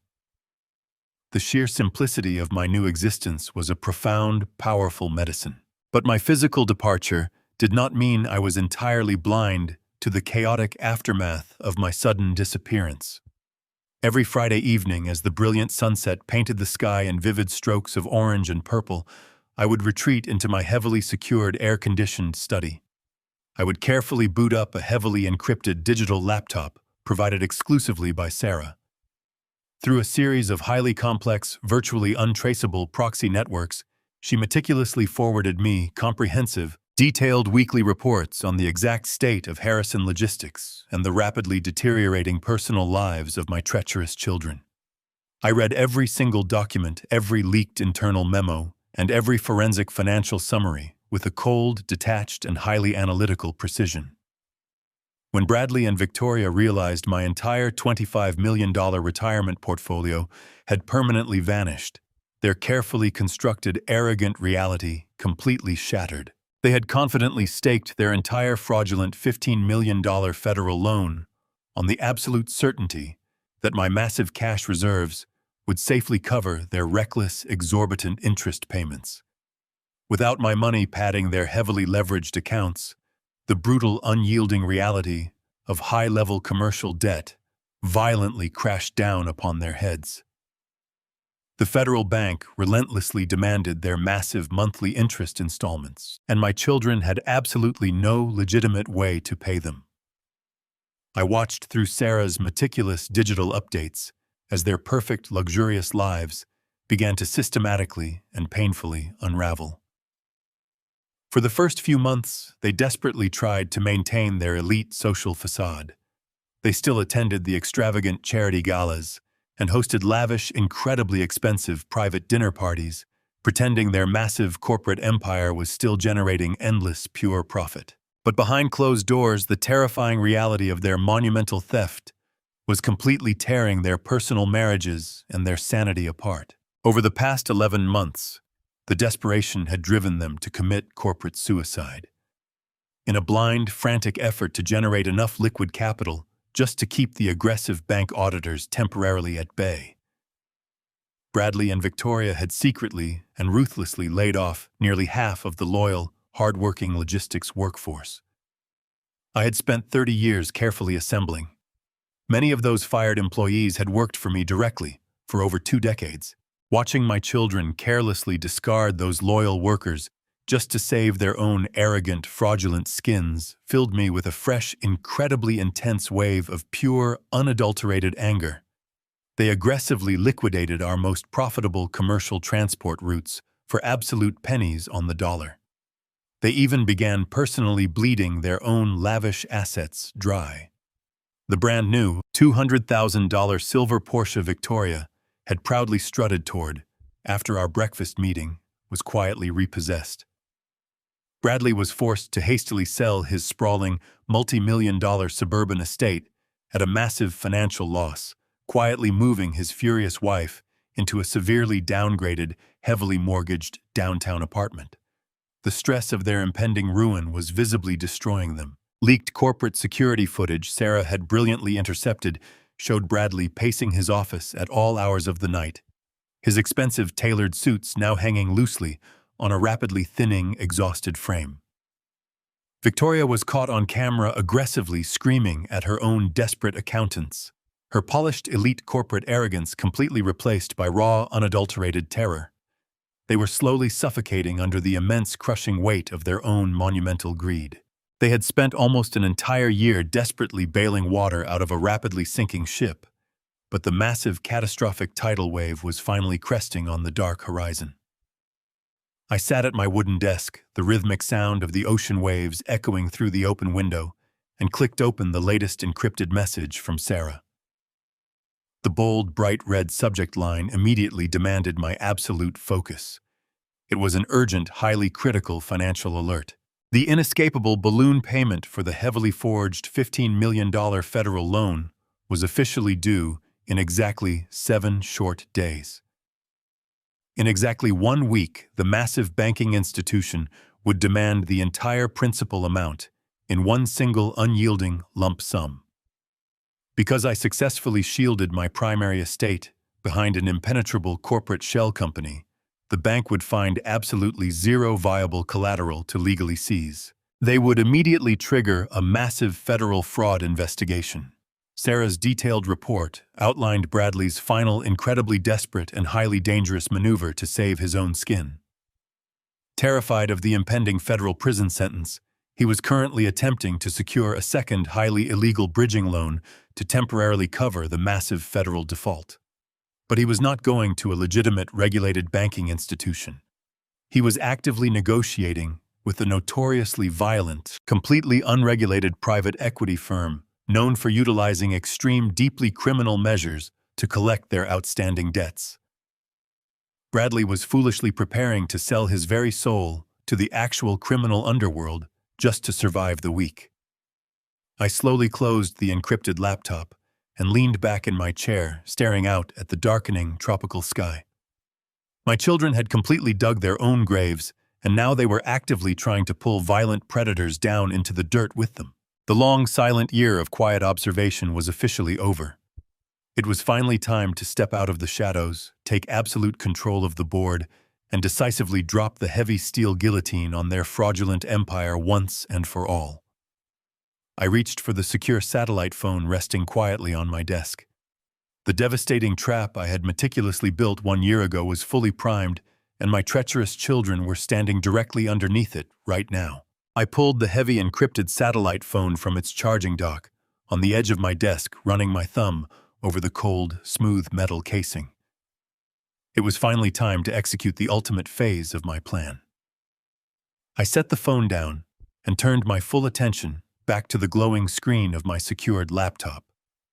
The time for silent observation had officially ended. I opened the highly classified portal linking directly to my anonymous Delaware corporate shell company. This was the exact impenetrable legal entity I had meticulously established 1 year ago to safely absorb the deed to my primary residential estate. Now it was going to serve a much more aggressive and devastating purpose. I accessed the private communication channels and initiated a direct, highly secure connection with the senior debt management executives at the massive federal bank currently holding my children's fraudulent $15 million commercial loan. The bank was bleeding money on this specific toxic asset. Bradley and Victoria had missed 4 consecutive interest payments, and the massive balloon payment was absolutely impossible for them to cover. The anxious bank executives were incredibly desperate to quietly offload this massive financial disaster. They did not want the terrible public relations nightmare of an incredibly messy, highly publicized corporate default, severely staining their pristine quarterly earnings reports. I knew their exact institutional weaknesses, and I perfectly exploited their inherent corporate greed. Operating entirely under the impenetrable guise of my anonymous Delaware investment firm, I formally offered to completely purchase the severely distressed corporate debt directly from their institutional portfolio. I ruthlessly negotiated the massive $15 million loan down to a mere fraction of its original value, aggressively leveraging their extreme desperation to cleanly wash their hands of my son's own rapidly sinking logistics empire. They eagerly accepted my heavily discounted cash offer without asking a single question about my true identity. I swiftly authorized the massive digital wire transfer from my secure Swiss accounts. The transaction cleared the international banking protocols with a cold, definitive finality. In the eyes of the global financial system, the federal bank was officially removed from the terrible equation. The heavy digital paperwork processed smoothly, transferring the absolute entirety of the monumental debt directly into my complete anonymous legal possession. I leaned back in my sturdy wooden chair, letting the profound reality wash over me. I was no longer just the betrayed father hiding quietly in the tropical shadows. I was now officially and legally the absolute sole creditor to my treacherous children. I literally owned every single remaining fraction of their fraudulent corporate existence. I owned the massive debt they could not pay, which meant I unconditionally owned their immediate future. I slowly exhaled a long, shaky breath, feeling the heavy, suffocating weight of the past 10 years finally beginning to lift from my weary shoulders. I reached across the smooth mahogany surface of my desk and gently picked up the small, silver-framed photograph of Caroline. It was the only physical item I had brought with me when I vanished from Seattle.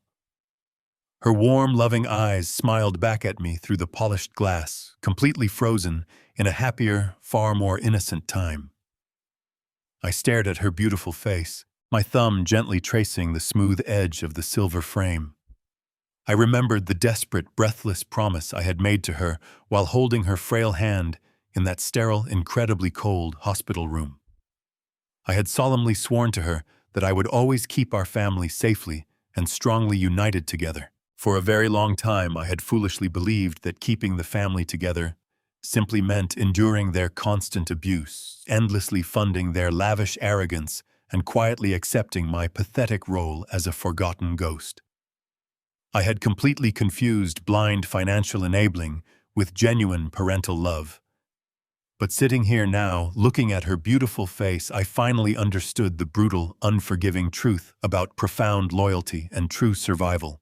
Sometimes a severe, rotting biological infection becomes so incredibly toxic and deeply pervasive that it relentlessly threatens to completely destroy the entire healthy host. You cannot simply bandage a massive festering wound and pray for a miraculous sudden healing. You have to gather the necessary courage to ruthlessly amputate the diseased limb entirely, even if the surgical cut causes unimaginable agonizing pain. Cutting my malicious children out of my life, completely stripping them of their stolen financial power, and forcing them to face the absolute terrifying consequences of their own monumental greed, was the only remaining way to truly honor the honest, hard-working legacy Caroline and I had spent our entire lives desperately trying to build. I carefully placed her silver-framed photograph back onto the sturdy wooden desk. I turned my undivided focus back to the brightly glowing computer monitor. It was time to decisively drop the heavy steel blade. I opened the highly secure corporate legal portal and navigated directly to the formal debt ownership dashboard. Because Bradley and Victoria were already in severe documented violation of the strict original loan covenants, I possessed the absolute legal authority to aggressively demand immediate total repayment. I did not hesitate for a single fraction of a second. I swiftly selected the primary execution command and formally filed the incredibly aggressive, legally binding commercial foreclosure papers directly against their crumbling corporate entity. I intentionally checked the specific authorization box, demanding the immediate forceful seizure of all remaining liquid assets, including their heavily mortgaged personal properties. The automated digital legal system instantly generated the massive federal injunctions, officially sealing their absolute financial doom. There was absolutely no avenue for an emergency appeal or desperate corporate bailout, and no wealthy savior coming to rescue them from the dark abyss. I had flawlessly and methodically boxed them into an inescapable, suffocating corner. But mere financial ruin was not the ultimate final destination of my long calculated journey for true justice. They had intentionally and maliciously committed massive federal crimes. They had blatantly forged my personal signature, shamelessly embezzled millions of dollars, and cold-heartedly plotted to send me to a freezing federal prison to cover their tracks. Bankruptcy was the heavy lock on the door. The federal penitentiary was the actual prison cell they had proudly earned. I minimized the legal foreclosure window and quickly opened my heavily encrypted, highly anonymous email client. Sarah had spent the past year meticulously compiling a massive 500-page digital evidence dossier. It contained every forged banking contract, every hidden offshore wire transfer receipt, routed to the Cayman Islands, and crystal-clear digital proof of their deliberate intent to securely frame me for their financial fraud. I attached the massive undeniable evidence file directly to the blank email.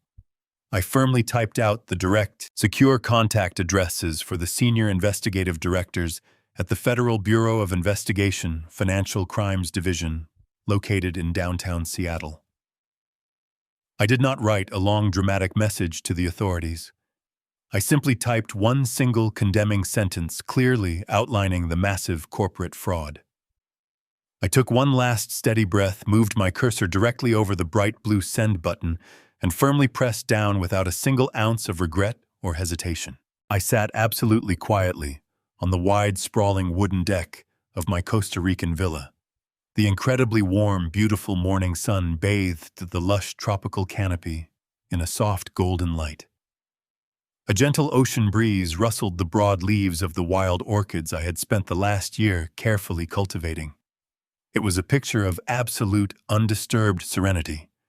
But my focus was entirely locked on the sleek digital tablet resting on the small glass table in front of me. Sarah had not just been a brilliant forensic accountant. She was also a masterful digital architect.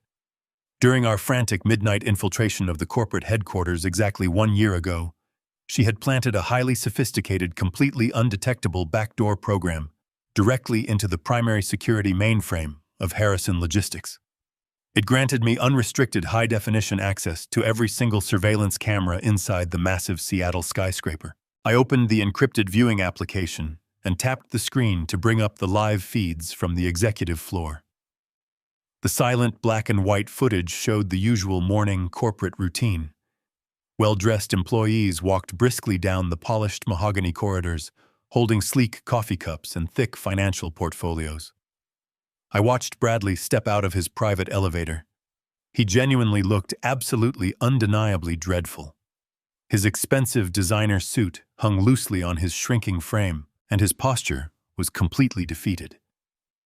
He walked incredibly heavily into the vast grand boardroom, followed closely by a visibly shaking Victoria. They had absolutely no idea that their fragile, fraudulent world was about to violently and permanently end. I switched the camera view to the exterior street level facing the main glass entrance of the towering corporate building. At exactly 9 o'clock in the morning, the heavy Seattle traffic was suddenly interrupted by a highly coordinated, incredibly aggressive federal strike. 6 massive, unmarked black sport utility vehicles aggressively swerved out of the busy traffic lanes. They forcefully mounted the pristine concrete curb and violently slammed their brakes directly in front of the main revolving doors. The heavy doors of the vehicles flew open simultaneously. Dozens of Federal Bureau of Investigation agents poured out onto the wet pavement. They wore dark tactical windbreakers with bright yellow letters emblazoned across their broad backs. Their movements were swift, calculated, and terrifyingly efficient. I watched with a cold, detached satisfaction as the armed federal agents stormed straight through the towering glass doors of my former logistics empire. They did not pause to speak with the terrified receptionists. They completely bypassed the main security checkpoints, immediately flashing their federal warrants and forcefully taking absolute control of the entire ground floor. Within mere seconds, a heavily armed tactical unit secured the private executive elevators. I quickly switched my tablet view back to the top floor corridor. The pristine mahogany hallway I had proudly built was suddenly flooded with federal agents. They aggressively breached the various departmental doors, loudly ordering the panicked corporate employees to immediately step away from their computer terminals. The focused agents began systematically ripping the primary hard drives directly out of the secure server racks, effectively locking down the entire executive floor and securing the massive mountain of digital evidence I had meticulously provided them just hours prior. Inside the grand corporate boardroom, Bradley and Victoria were completely trapped. The high-definition camera mounted discreetly in the corner of the ceiling captured their raw, unadulterated terror in perfect, unflinching clarity. Bradley was frantically pacing the entire length of the long oak table, his face flushed bright red with sheer, uncontrollable panic. He had his mobile phone pressed tightly against his ear, aggressively screaming at his highly paid corporate defense attorneys. I could not hear his exact words through the silent video feed, but his frantic, wildly exaggerated gestures told the entire pathetic story. He was violently demanding to know exactly who had suddenly purchased their massive commercial debt, and exactly why a full-scale federal raid was actively tearing apart his headquarters.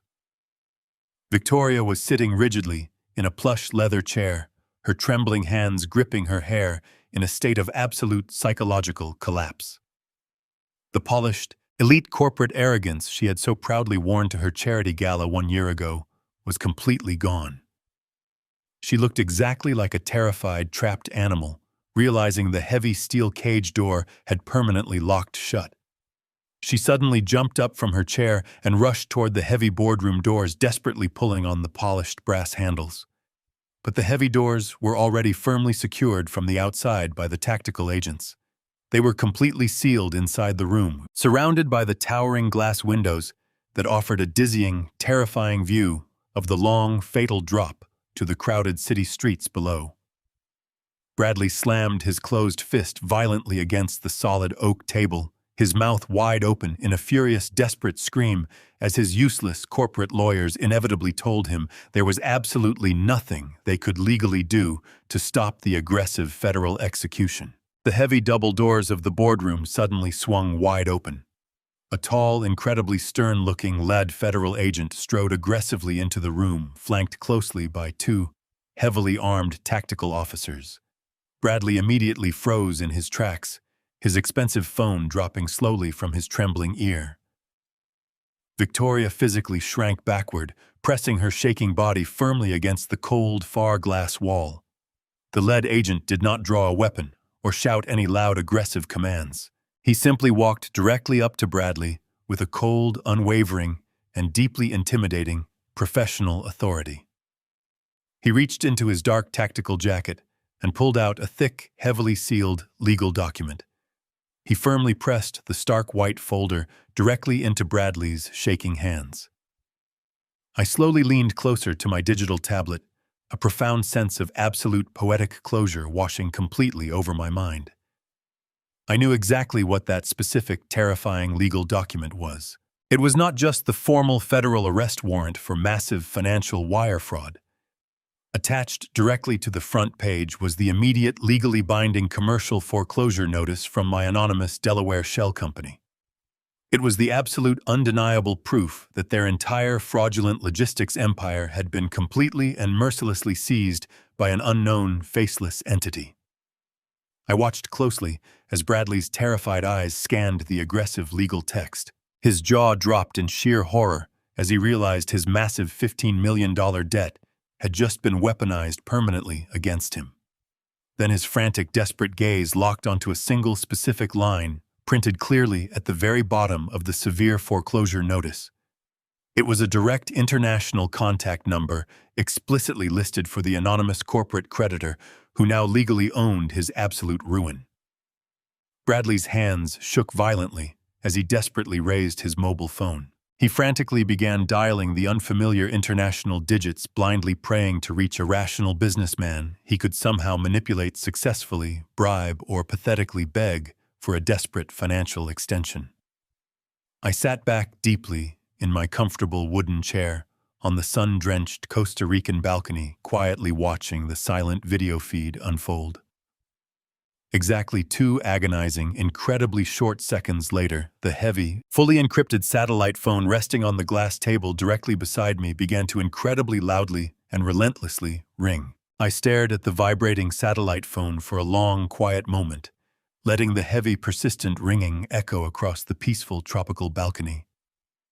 The bright Costa Rican sun warmed my face, providing a stark contrast to the absolute ice currently running through my veins. This was the exact moment I had spent an entire year meticulously planning. I slowly reached out and picked up the heavy device. I pressed the green acceptance button, lifted the receiver to my ear, and remained completely silent. I did not offer a greeting. I simply listened to the chaotic, frantic breathing on the other end of the line. Bradley's voice exploded through the small speaker, completely hysterical and raw with unadulterated terror. He was screaming so loudly that his words blurred together in a frantic, desperate rush. He begged the anonymous creditor to listen to him. He practically sobbed as he explained that the Federal Bureau of Investigation was currently tearing his entire corporate headquarters apart. He aggressively pleaded for a desperate financial extension, swearing blindly that he could secure the necessary $15 million if he just had a little more time. He screamed that if the loan was pulled right now, his entire family would be going to federal prison. His voice broke into a pathetic, high-pitched whine. He was no longer the arrogant corporate executive who laughed at me in the shadows of his luxurious patio. He was a deeply terrified, completely broken man watching his fraudulent empire burn to the ground. I let him ramble and beg for 2 full, uninterrupted minutes. I wanted him to completely exhaust his desperate energy. I wanted him to feel the absolute suffocating weight of his total powerlessness before I finally dropped the heaviest blow. I took a very slow, highly deliberate sip of my dark, rich coffee. The warm liquid grounded me, steadying the rushing adrenaline in my chest. I lowered the porcelain cup back onto the glass table with a soft, definitive clink. I took a deep breath, perfectly centering my emotions into a cold, unwavering weapon of absolute truth. I leaned slightly closer to the heavy receiver. I spoke with a quiet, icy, and entirely devastating calm. "Hello, Bradley." The heavy, frantic breathing on the other end of the line instantly and completely stopped. The absolute deafening silence that followed was the most profound sound I had ever heard in my entire 70 years of life. I could vividly picture Bradley standing frozen in that grand, shattered boardroom, his terrified eyes widening as his brain frantically tried to process the impossible, incredibly familiar voice echoing through the encrypted receiver. He choked on his own breath, letting out a sharp, pathetic gasp. He whispered the word, "Dad." His voice trembling so violently, it barely registered over the satellite connection. He stammered frantically, asking where I was and how I had intercepted this highly secure international call. He did not yet grasp the full terrifying scope of his impending ruin. His panicked mind immediately defaulted to his usual selfish manipulation. He aggressively raised his voice again, demanding that I listen to him very carefully. He screamed that the Federal Bureau of Investigation was actively raiding the building right this very second. He frantically ordered me to immediately board the next available flight back to Seattle. He aggressively commanded me to walk directly into the federal field office and sign an official legal affidavit explicitly stating that I had personally authorized the massive $15 million commercial loan.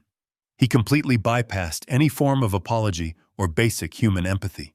He did not ask how I was or where I had been for the past 12 months. He purely and selfishly demanded that I throw my own aging body directly onto the federal grenade to protect his lavish, stolen lifestyle.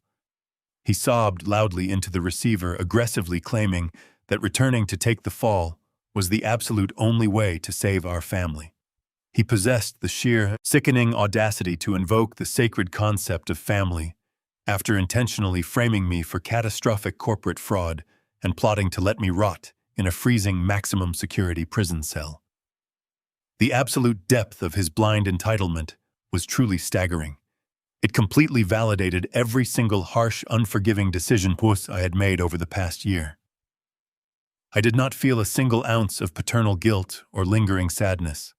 I felt only the incredibly sharp, perfectly honed blade of absolute, poetic justice. I let his frantic, demanding screams wash over me without interrupting a single word. I needed him to completely empty his pathetic arsenal of emotional manipulation before I systematically dismantled his entire reality. I waited until his voice cracked and he paused to take a ragged, desperate breath. I looked out over the vast, sparkling expanse of the blue ocean, feeling a profound, undeniable sense of total liberation. I firmly gripped the heavy satellite phone, my voice completely devoid of any remaining paternal warmth. I spoke with a steady, relentless, and brutally cold authority. I told him that I already knew the Federal Bureau of Investigation was currently dismantling his office.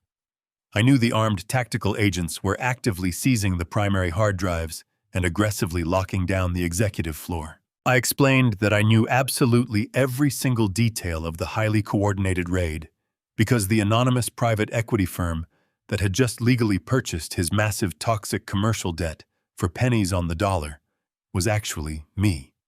I paused for a brief, agonizing second, letting the monumental weight of that absolute truth violently crash down upon his fragile, terrified mind.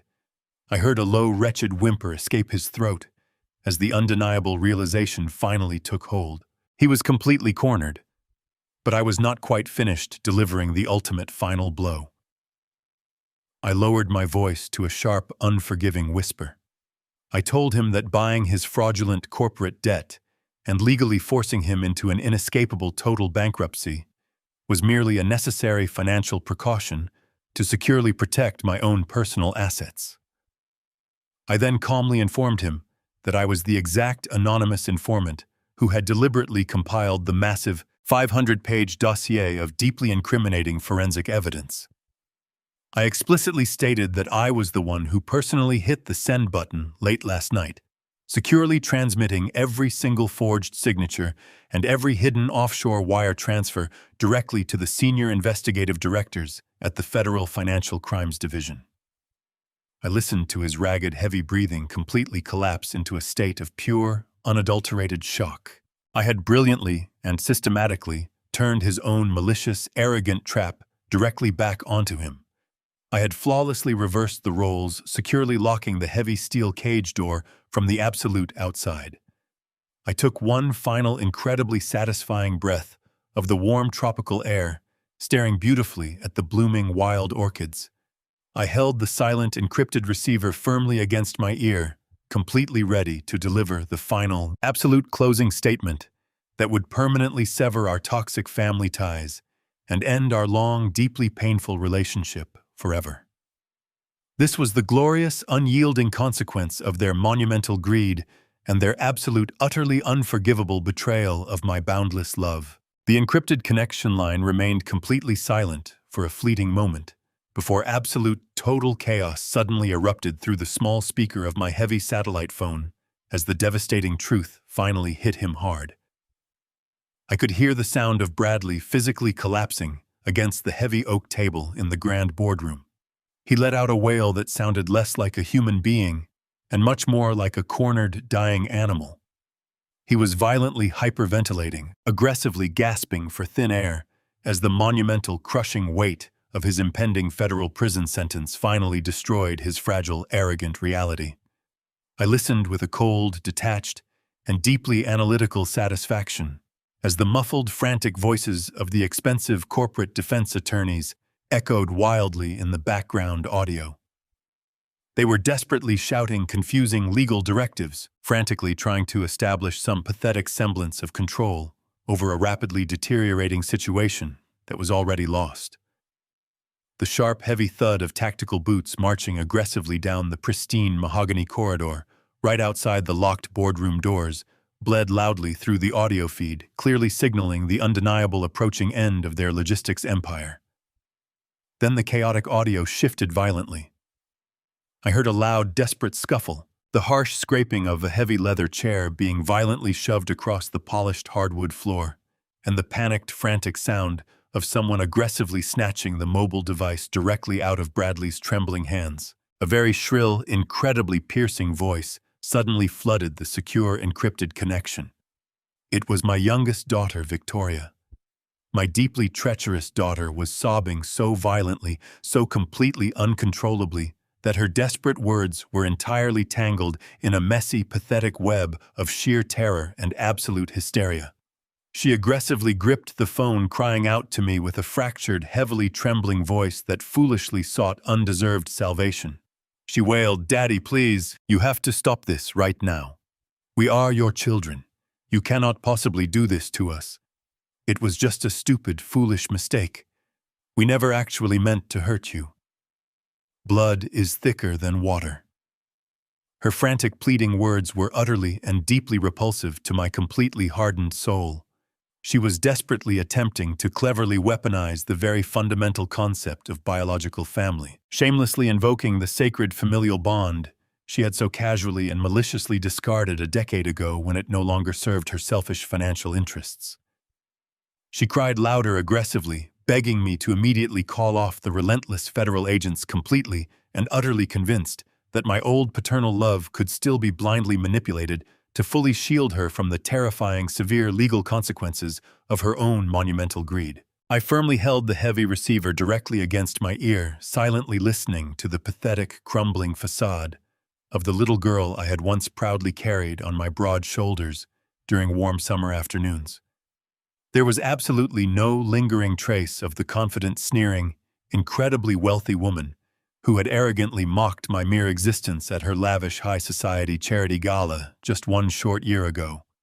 There was only a terrified, completely desperate parasite finally realizing the strong, resilient host had definitively and permanently cut off the lucrative, sustaining life supply. I took a very slow, incredibly deep breath, letting the warm, salty ocean breeze completely fill my aging lungs before I finally chose to respond to her pathetic begging. My steady voice was a sharp, unyielding blade completely stripped of any remaining trace of paternal warmth or lingering emotional hesitation. I spoke with a quiet, devastating clarity that easily and surgically sliced straight through her pathetic, loud, hysterical sobbing. I explicitly told her that she absolutely did not get to conveniently use the sacred word family to desperately save herself from a devastating federal prison sentence. I mercilessly and thoroughly dissected her disgusting, highly transparent hypocrisy piece by piece.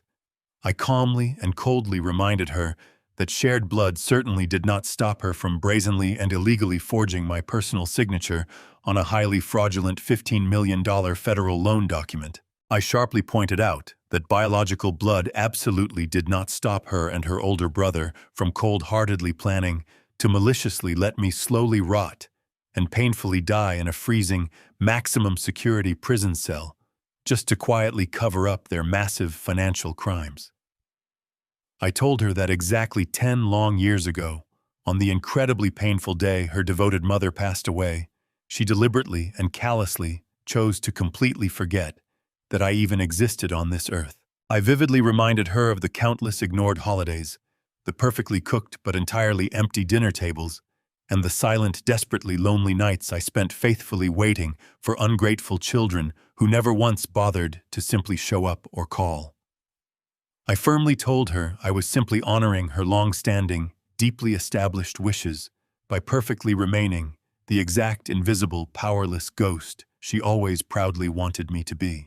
Victoria let out a loud, agonizing scream of pure, absolute despair, but her frantic, useless protests were suddenly and violently drowned out by a massive, incredibly violent explosion of deafening noise. Through the secure satellite connection, I heard the terrifying, unmistakable sound of the heavily armed federal tactical agents aggressively breaching the grand corporate boardroom. The thick, heavily reinforced glass walls violently shattered into thousands of tiny cascading crystal pieces, raining aggressively down onto the polished hardwood floor like a devastating torrential downpour of jagged ice. The federal agents aggressively flooded into the large room, loudly screaming strict, uncompromising tactical orders for absolutely everyone to immediately drop flat to the ground and permanently interlock their hands behind their heads. I could perfectly and clearly hear Bradley sobbing hysterically, like a completely broken child, as the heavy, cold steel handcuffs were brutally and tightly ratcheted around his weak, trembling wrists.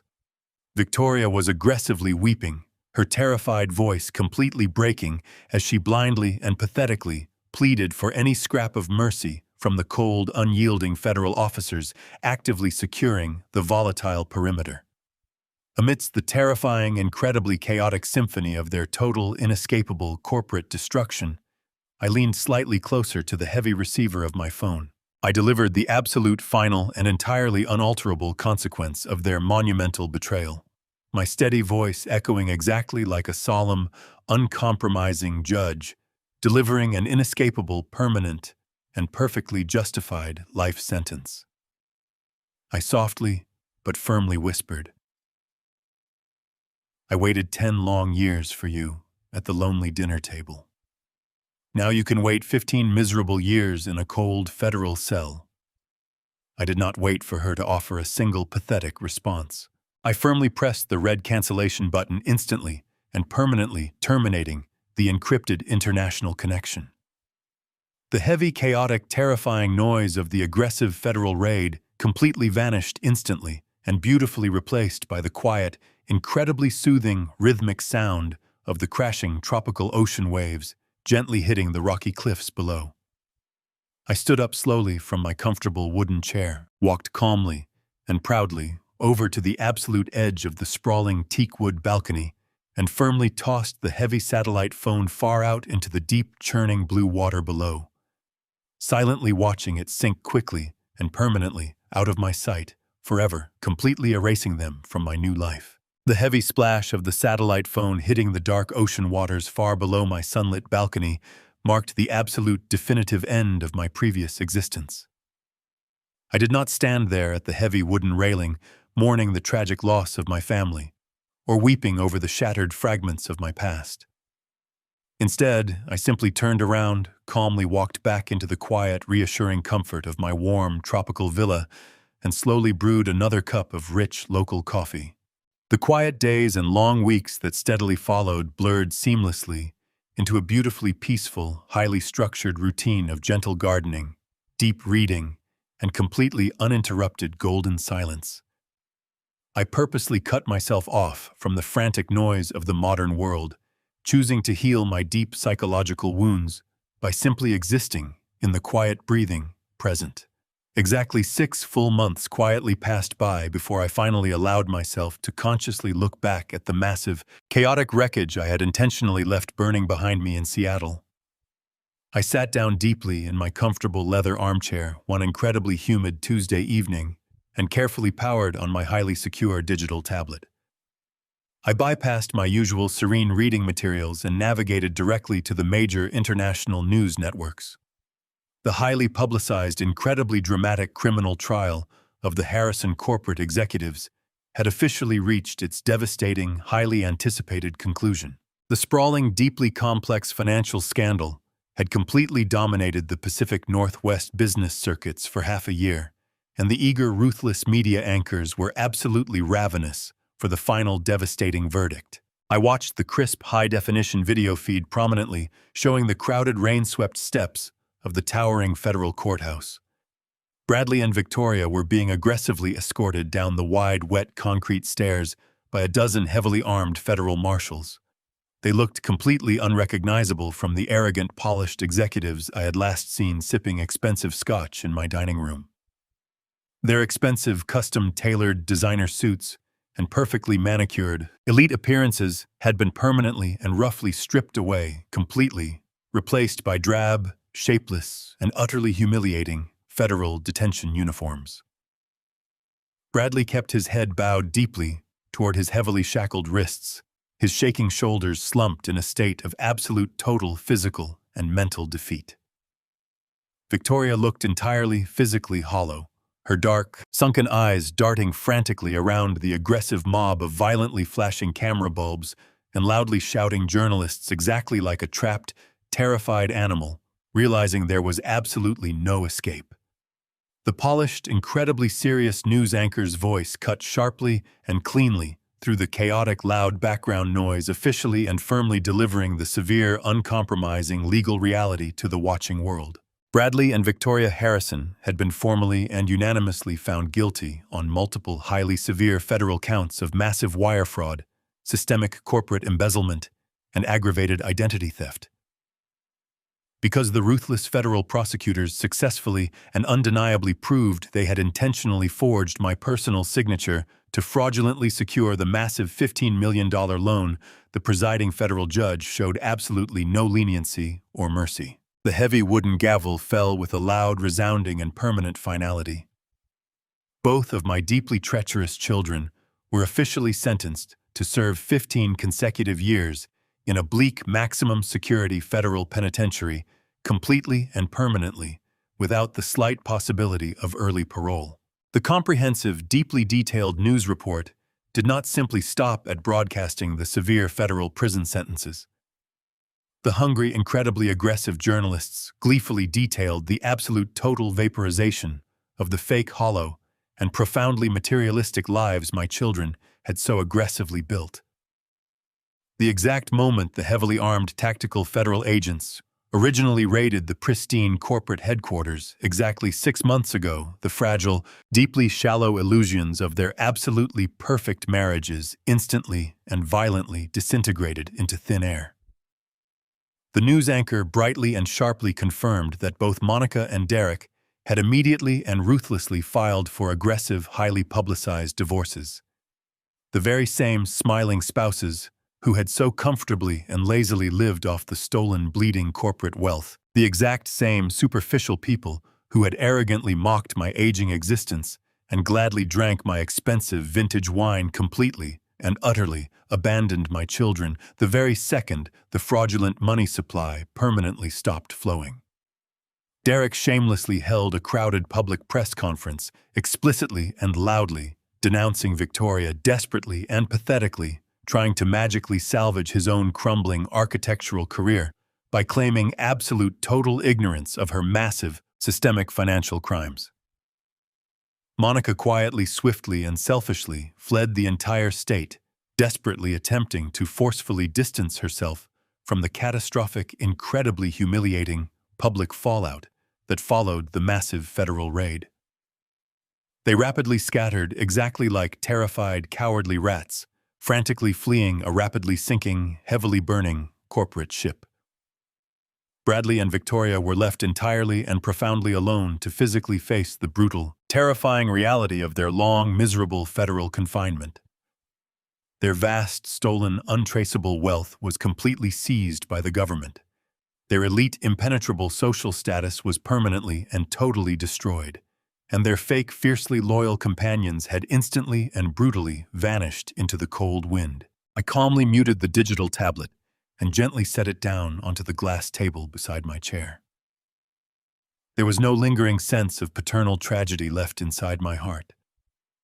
There was only the profound, peaceful satisfaction of a massive, festering wound finally being completely sterilized and permanently stitched closed forever.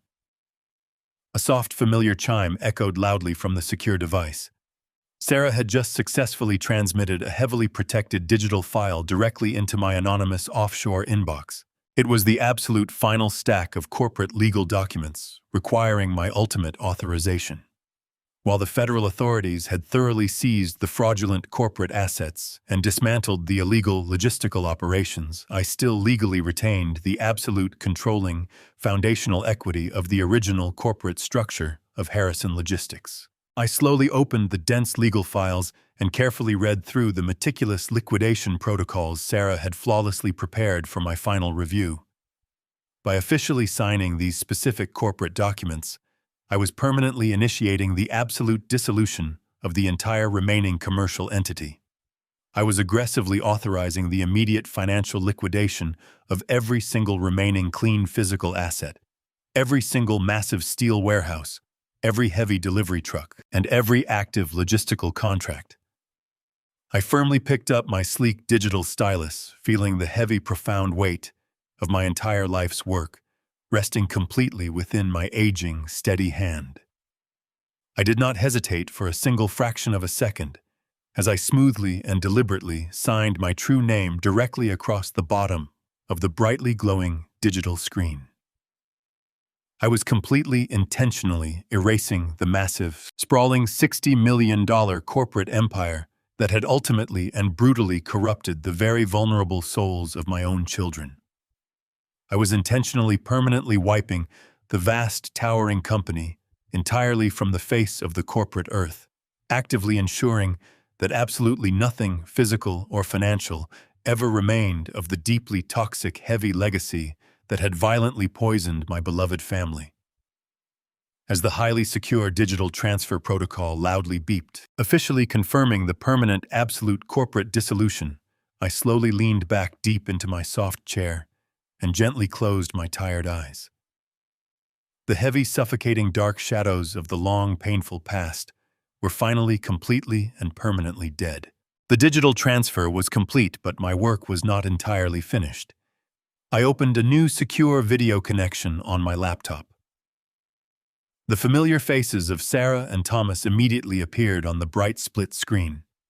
They both looked incredibly relieved and profoundly tired.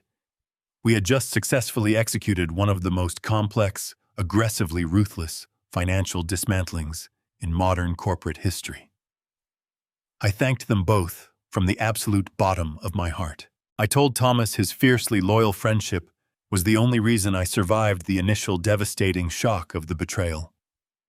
I told Sarah her brilliant forensic mind was the ultimate tactical weapon that securely guaranteed my absolute freedom. I officially authorized a massive multi-million-dollar international wire transfer to each of their secure private accounts. I wanted to completely ensure they would both comfortably live the rest of their days in absolute unbothered luxury. They had bravely risked their own safety to help an old ghost, and they had rightfully earned every single penny of it. But I still possessed $25 million resting quietly in my secure Swiss accounts. I did not need that much money to live peacefully in Costa Rica. I needed to meticulously build a brand new legacy, one that completely erased the highly toxic greed my children had maliciously introduced into the world. I explicitly instructed Sarah to legally establish a brand new philanthropic trust under the strictest federal guidelines. We solemnly named it the Caroline Harrison Memorial Scholarship. I aggressively transferred exactly $12 million directly into the highly secured educational endowment. The foundational corporate charter explicitly dictated that the trust would completely pay for the full university tuition, secure housing, and necessary living expenses for significantly underprivileged youth who consistently demonstrated profound moral integrity. We intentionally designed the rigorous application process to strictly reward absolute honesty, fierce personal loyalty, and deep ethical accountability. I was aggressively funding the exact noble traits my own treacherous children so deeply and fundamentally lacked.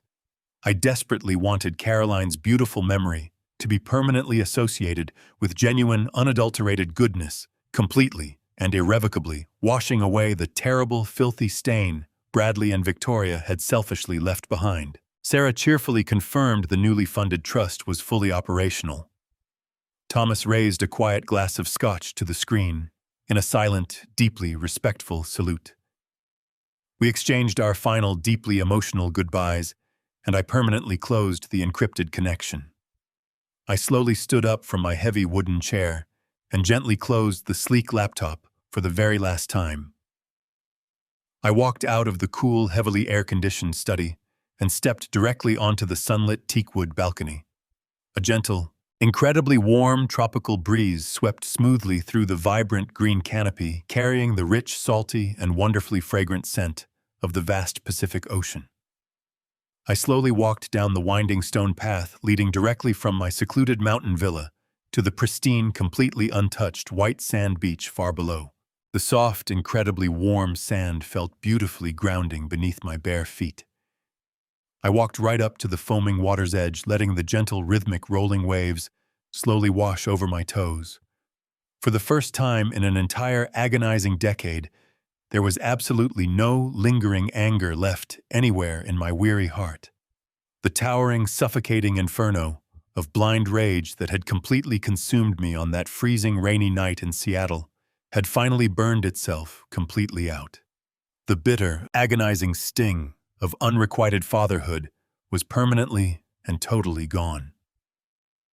I was no longer a pathetic, helpless victim, waiting endlessly by a cold, lonely dining table for ungrateful parasites who would never arrive. I was no longer a silent, invisible ghost haunting the empty, echoing halls of a massive, unappreciative suburban estate. I was a strong, fully realized man who had violently and decisively taken back his absolute power. I had completely redefined my life's ultimate legacy, and I had aggressively protected my own soul from the absolute, ultimate, devastating familial betrayal. I stood there, entirely alone, on the quiet, sprawling beach, silently watching the brilliant, massive golden sun slowly begin its magnificent, steady descent toward the dark blue ocean horizon. The vibrant, breathtaking strokes of bright orange, deep purple, and incredibly rich crimson beautifully painted the vast tropical sky in a spectacular, awe-inspiring display of pure natural beauty. I took a very slow, incredibly deep breath, fully absorbing the profound, absolute silence of my newly reclaimed reality. My highly treacherous children were currently sitting in cold, miserable, and highly restrictive federal prison cells, heavily burdened by the crushing, inescapable weight of their own monumental greed and catastrophic arrogance. The massive, fraudulent corporate logistics empire they had so ruthlessly stolen and corrupted was now completely and entirely erased from the face of the earth. The innocent, deeply deserving students who would eventually receive the generous financial scholarships would proudly carry my beloved wife's memory forward into a bright, deeply honest, and highly productive future. Every single loose, painful thread of my past life was perfectly, completely, and permanently tied. I softly smiled as the last golden rays of the setting sun warmly illuminated my aging face. The cool evening tide gently swept over the smooth beach, quietly washing away my solitary footprints in the wet sand. I knew with absolute, unshakable certainty that my remaining golden years belonged entirely, unconditionally, and perfectly to me alone. I did not owe anyone a single explanation, nor did I harbor any lingering regrets about the extreme, permanent measures I had been violently forced to systematically deploy to ensure my ultimate survival. My conscience was absolutely clear, completely free from the toxic, suffocating burdens of ungrateful obligations. I had boldly survived the darkest, most terrifying corporate and personal betrayal imaginable by willingly and ruthlessly becoming completely untouchable. I slowly turned my back on the darkening ocean horizon and calmly walked back up the beautiful stone path toward my quiet, peaceful villa. The dark shadows of the past could no longer reach me here. I was finally ready to truly start living my life in absolute, profound peace. Every single morning going forward would be a beautiful testament to the immense strength it perfectly takes to finally put oneself first. The long, brutal war was undeniably over. I had finally and permanently won. True family is defined by mutual respect, unwavering integrity, and fierce loyalty, not merely by the biological blood running through your veins. When you sacrifice your entire life to provide endless financial comfort without teaching the vital value of personal accountability, you dangerously risk raising malicious parasites rather than loving children. Setting harsh, absolute boundaries is never an act of cruelty. It is the ultimate necessary act of profound self-respect. You must never allow your boundless love to become a sharp weapon that others endlessly use to destroy your life. Cutting the dark rot completely away always brings peace. If Richard's story of ultimate revenge and reclaimed dignity resonated with you, hit the like button and subscribe to our channel right now. Have you ever had to cut toxic family members completely out of your life to survive? Share your unique story in the comments below. See you soon.